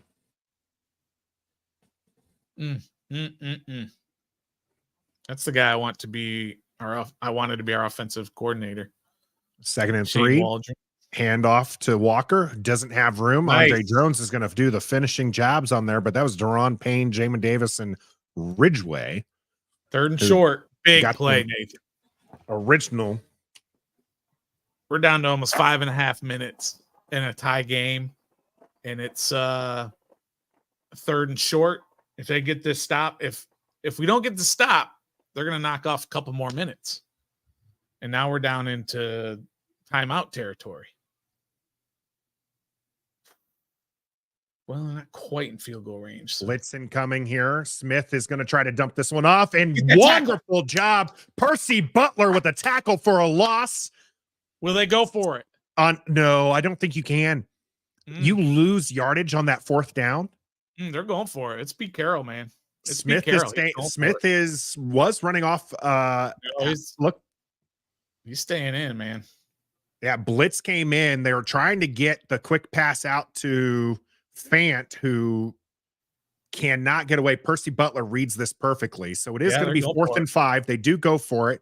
Looking for a quick pass, and this one's going to be deflected. No penalty. No! Juice is called for a penalty. It's not interference. I cannot believe this. A bad call, in my opinion. Ron Rivera is trying to say it's not catchable. It was catchable. It hit hands, but they're going to call pass interference on Benjamin St. Juice, and that should give Seattle a first down, but I just don't see it. Let's see the replay here. DK Metcalf. Right? Oh.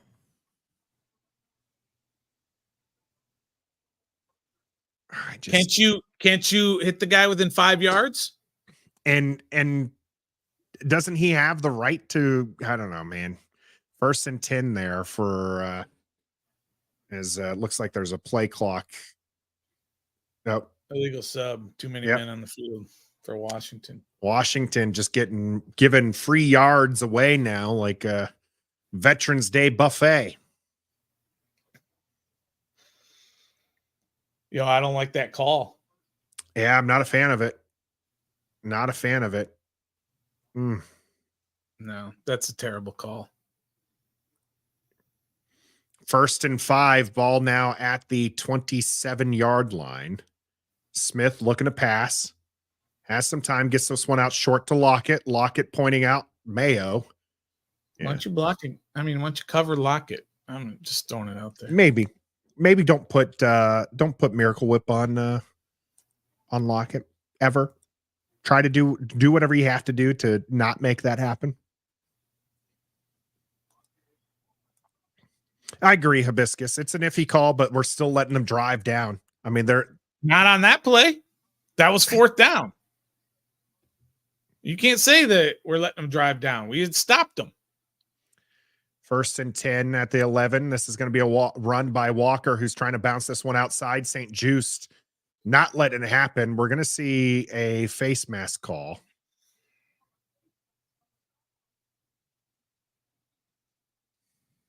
I know you're going to ask me after this game what photo to use. See if you can get one of St. Just on Metcalf, because that's the play of the game right now. Yep. St. Just definitely grabs Kenneth Walker's face mask. Half the distance. It's going to be 1st and goal. You just got to hold him to a field goal, Nathan. Goal line stand. You don't think Pete Carroll's going to go for it? I don't think he takes the field goal. Push him backwards and make it 4th and goal from the 12 or something. Ball at the 4.5. Kenneth Walker with a direct snap, and he's going to be met in the backfield. Good job by Jamin Davis. Toohill sneaking back there. Casey Toohill and John Ridgway also out there. Setting up 2nd and goal. See, they're going to milk this clock as much as they can. So Washington will have the least amount of time when they get the ball back, whether they're down 3, 6, or 7.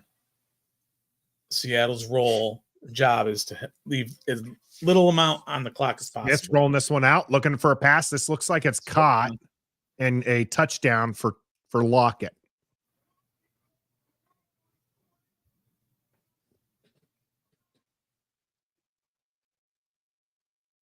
Looked like a clean grab and knees were down. Yeah, it was a touchdown.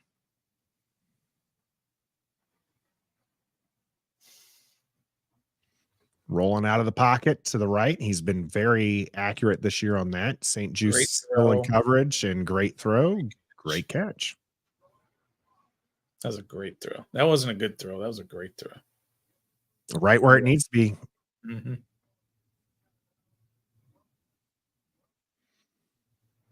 They should have never had that opportunity. That should not have been pass interference. But here we are.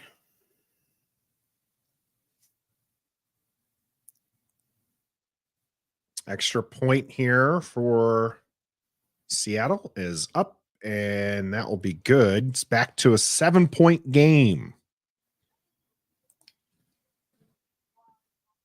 Man, all right, Nathan, here's the question. Go for question 2. of the day. When Washington scores with about 1:10 left, go for 2?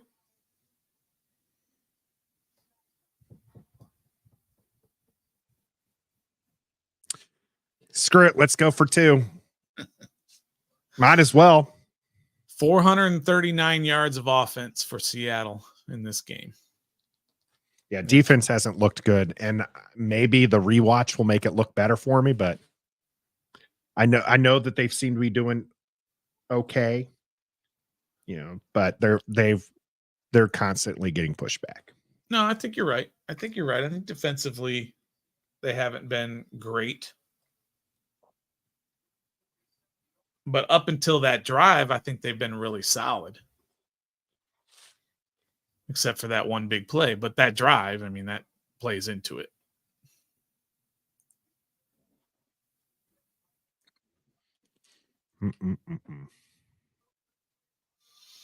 Have not forced Washington with all 3 timeouts, 3:47.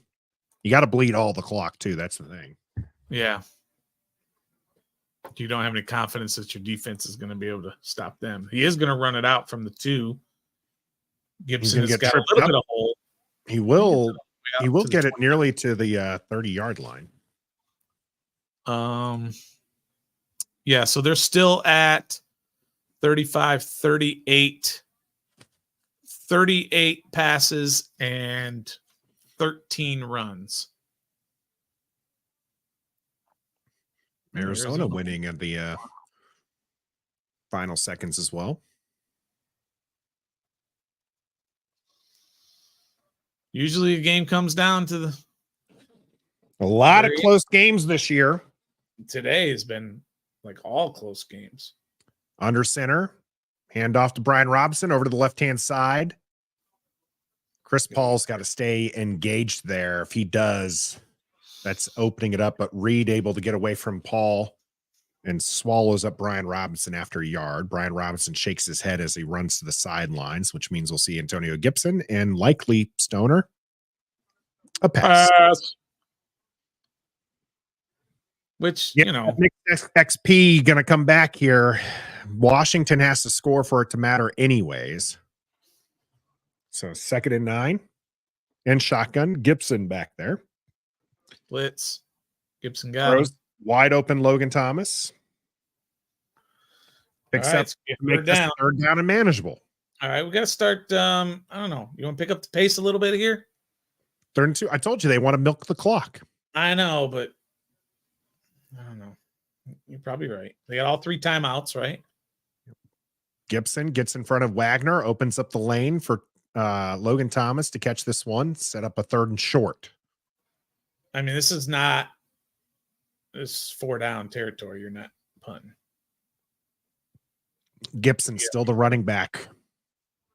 Punt. Sam Howell looking to throw. Quick pass out. This gets to Terry McLaurin. Terry McLaurin stays upright and that's his first moves catch. This one. It might be, and it was on Witherspoon. It's his 3rd catch. I don't see Witherspoon dancing and all happy this time. 2-minute warning, bio break. Bio break for Stoner. Don't sleep on Washington. They've got an opportunity here. When I'm live streaming Commanders games with my boys on Ref the District, I got to keep my energy level up. Way up. Over 100 at all times. No! Kick 6, baby! Get in there! Yes, sir! Yes, sir! That's a pick! That's a pick! And the best way to do that is with the official energy drink of Ref the District, Don't Sleep Energy Drink.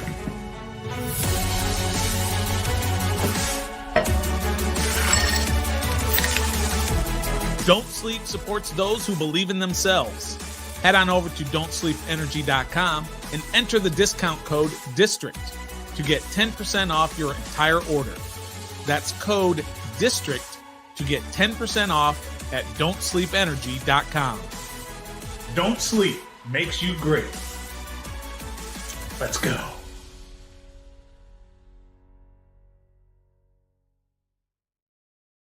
Absolutely right there, Sexy Teddy. We can do this. Washington's still in this, driving the ball, 2-minute warning, only down a touchdown. Missed extra point, gonna loom large here. And that exactly puts us in for that 2-point conversion discussion. If Washington does successfully drive down and score, should they go for 2 or push for overtime? Ron Rivera's reasoning not to do it against Philadelphia in week 4 was that the offense was tired. What would be his reasoning this week for not doing it, Stoner? I don't think he's going to have a reason. I think he's going to do it. I think this is the week. We talked about how big this game is, right? This is the biggest game probably of his tenure in Washington. And so he knows it. He knows his job is on the line, and he can't go in there and just say, we're going to try for overtime against these guys. No, he's going to live up to his name, Riverboat Ron. Remember, that's his Twitter handle. His Twitter handle is Riverboat Ron HC, head coach.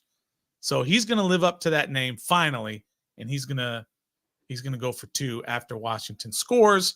I said a minute 10. I'm going to bring that down even further. I'm going to say with under 40 seconds to go, Washington is going to score and then go for 2.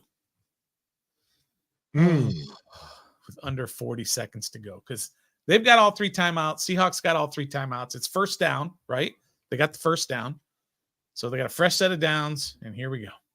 1st and 10 still in Washington territory. Ball at that 48-yard line.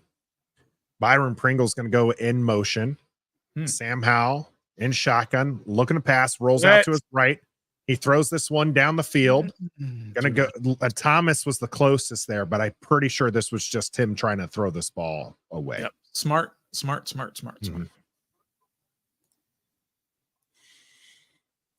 He's feeling that pressure from all those dropbacks now. He's gonna go over 40 pass attempts again. Only 3 sacks on the day from Seattle, who I believe came into this game leading the league in sacks. Yeah. 2nd and 10. Antonio Gibson, the upright back from shotgun. Howell calling out a pass block, has to step up in the pocket, has room now to run. Is he going to run? He does get this one away. Oh, no. Is that Dotson again? Jamison Crowder drops what would have been a first down throw. And this was right on the money. Oh, man, Jamison's got to bring this one in. I mean, it wasn't the perfect throw, but I mean, again, it's right there. You're an NFL wide receiver. You got to catch those.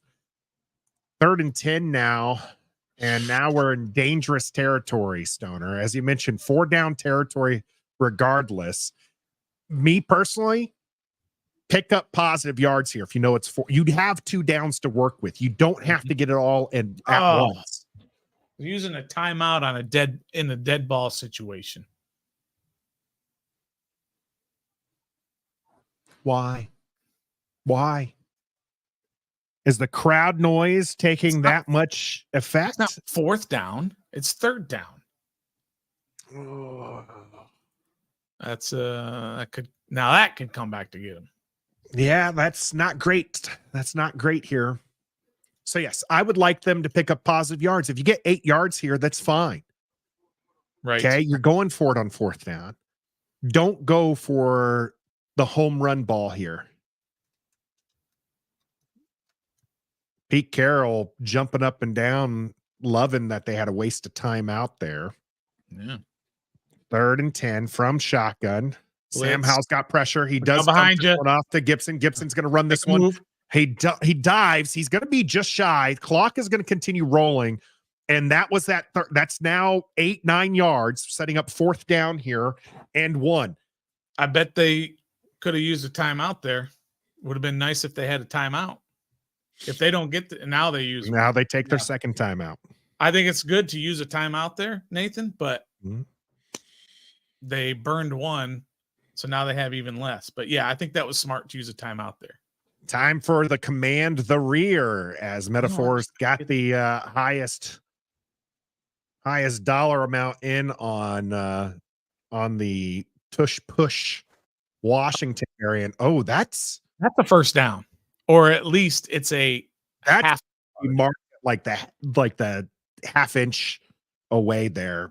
bad spot. Look, or his left elbow, I think, went first. Went down. He's right around that hash mark.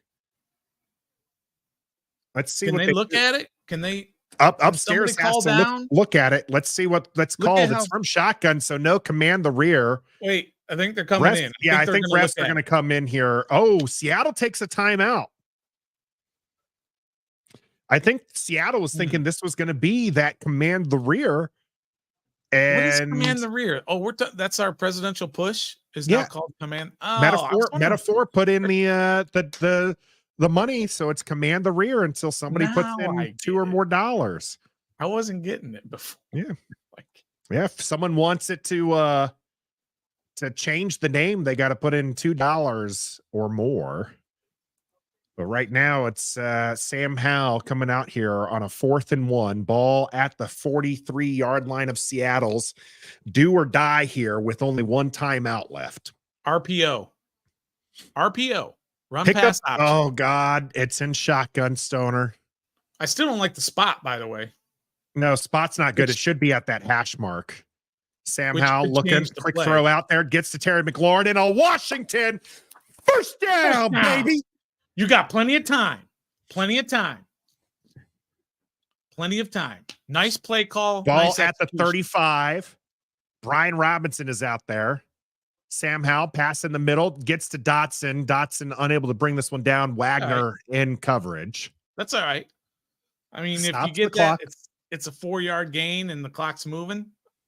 That's just like a spike. That's fine. I got no problem with that. Terry McLaurin doing some good work there, getting that first down.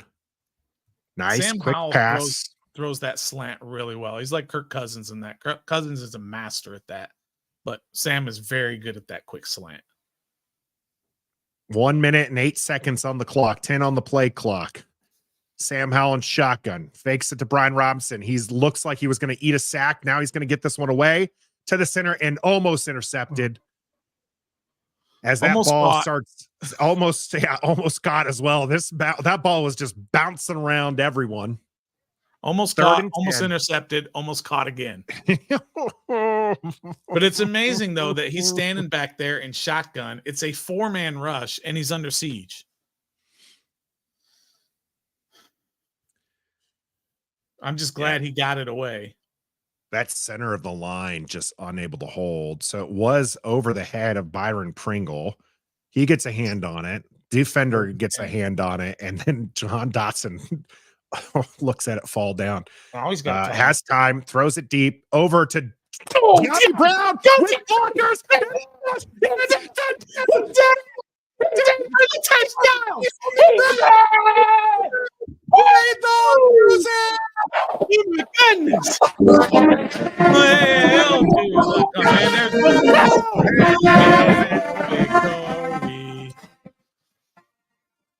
can't hear you or the songs. For victory or fight for old DC. Oh man, I'm just losing it here. Wow, what a play by De'Ami Brown jumping up here, catching this one, and then hits the afterburners. Hits the boost button. All right, they are going to, oh my goodness. What are they doing here? The extra point is good. I don't know that I like that call, Stoner. Of what, kicking it? Tie ball game. You have 52 seconds on the clock for the Seahawks. Plenty of time. Two timeouts. Seattle has 2 timeouts. No, Patriots. That's not what happened. Patriot clip. They didn't let us score. Why would they let you don't do that. Well, no, you wouldn't let them score. Wow. Yeah. Riverboat doesn't come through here. Though. Bubbles likes the one. TJ likes the one. Nope. That was the go for 2 situation there. I agree. Because you have all that excitement too after that big catch. Yeah. You have momentum going your way. Yeah, I agree. And if you don't get it, you still have the possibility of a 6% onside kick. Yeah, I think it's 2%. It's so whatever bad. It is, right?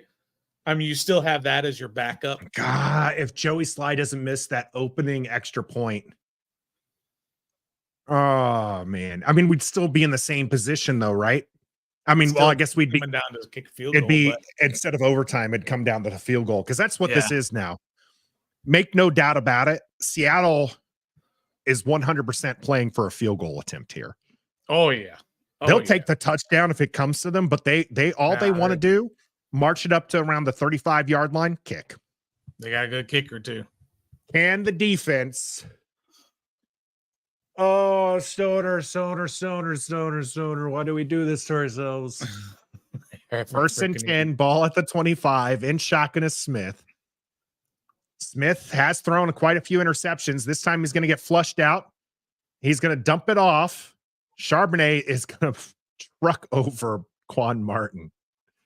And but Quan Martin holds on. I was going to say. It's tackled inbounds. So there we go. Now we're going to see the timeout from Seattle. I was gonna say if they called Gibson inbounds on his play, they got to call that inbounds too, because it was definitely inbounds. Don't even try it. Ooh, not even close. His knee went down. His knee didn't go down. Sure it did. What, did he fly in the air? No, his knee went down. That's how he bounced. Seattle taking the time out there. Career long 61-yarder. Oh God, they don't even need to get. They don't even need to get down to the 35. That's all right. First and 10 here. Yeah, about the 40. Ball at the 28-yard line. Smith dumping this one off again to Charbonnet. Charbonnet is going to dive out of bounds after about 2-3 yards. All right, it's third down. Stopping the clock. Third down. It's third down. No, that was first. Oh, yeah. Okay. No, that was second down. Yes, it was second down. The graphic again said first down, but it was that was second down. 3rd and 4. So now you got 3rd and 4. If you get a stop here, they got a punt. Come on, defense. Everybody is up on the line.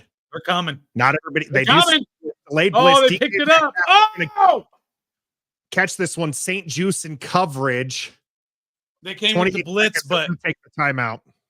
They came with the blitz, but it got picked up enough that Gino was able to find Metcalf. All right. So now with no timeouts, this is the outside throws.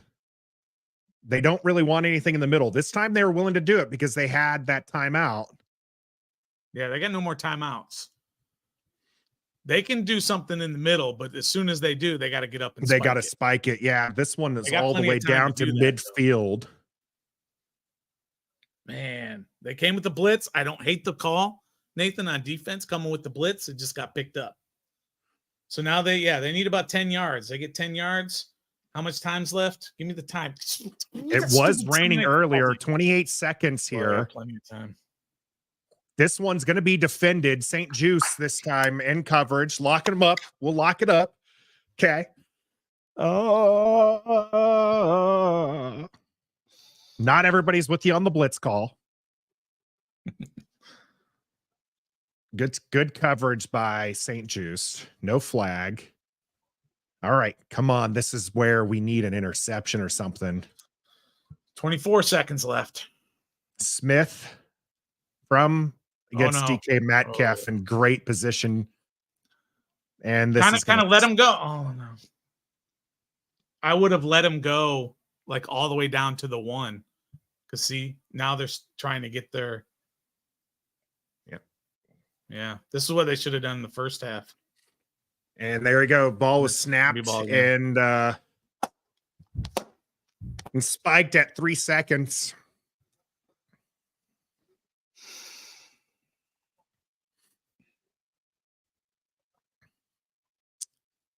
Quan Martin went in low, doesn't get the tackle, and nobody else goes in to pick it up. So there'll be the field goal attempt. Really a chipper at this point. Mm-hmm. All right, got to hope for the block, Stoner. Right from the middle of the field, a 43-yard attempt, and Ron Rivera is an old-timey coach. He's going to ice the kicker. I don't think you're allowed to, like, do a practice kick anymore. You used to be able to do that. Mm-hmm. I don't think they're allowed to do that anymore because he didn't when he had a chance. I don't know. I'm just kind of talking. Obata almost gets a hand on that. A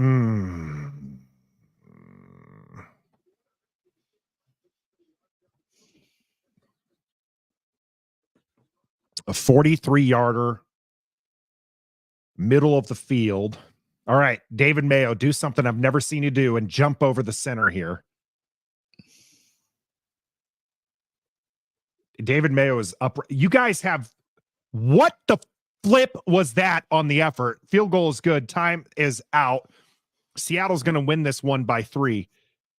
There was 0 attempt to block that.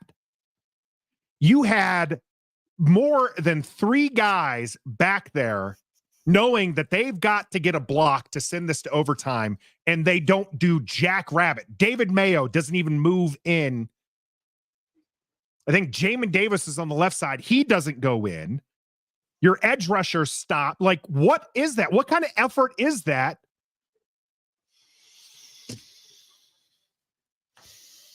Washington loses this one 29-26. No overtime coming here as the defense lets up and I don't think it was gives bad the as Seahawks. Yeah, I'll rewatch it, but it sure as heck looked like nobody wanted to block that. Wow. And now I get to watch Dallas celebrate. Flip this, man. All right.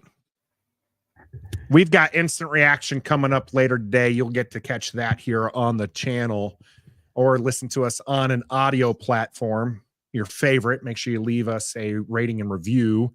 Tomorrow we'll have our day after reckoning. We'll sleep on it. We'll see what we can come up with here. Washington falling to 4-6 and losing a game they really couldn't afford to lose. Wednesday we got a live show. Then it's on to the Giants, and good Lord, if we can't beat the Giants, then might as well just pack it up. I'm not pro tanking, Stoner, but you might as well just pack it up if you can't beat the Giants later this or next week. They can't beat the Seahawks this week. We appreciate everybody jumping in there with us.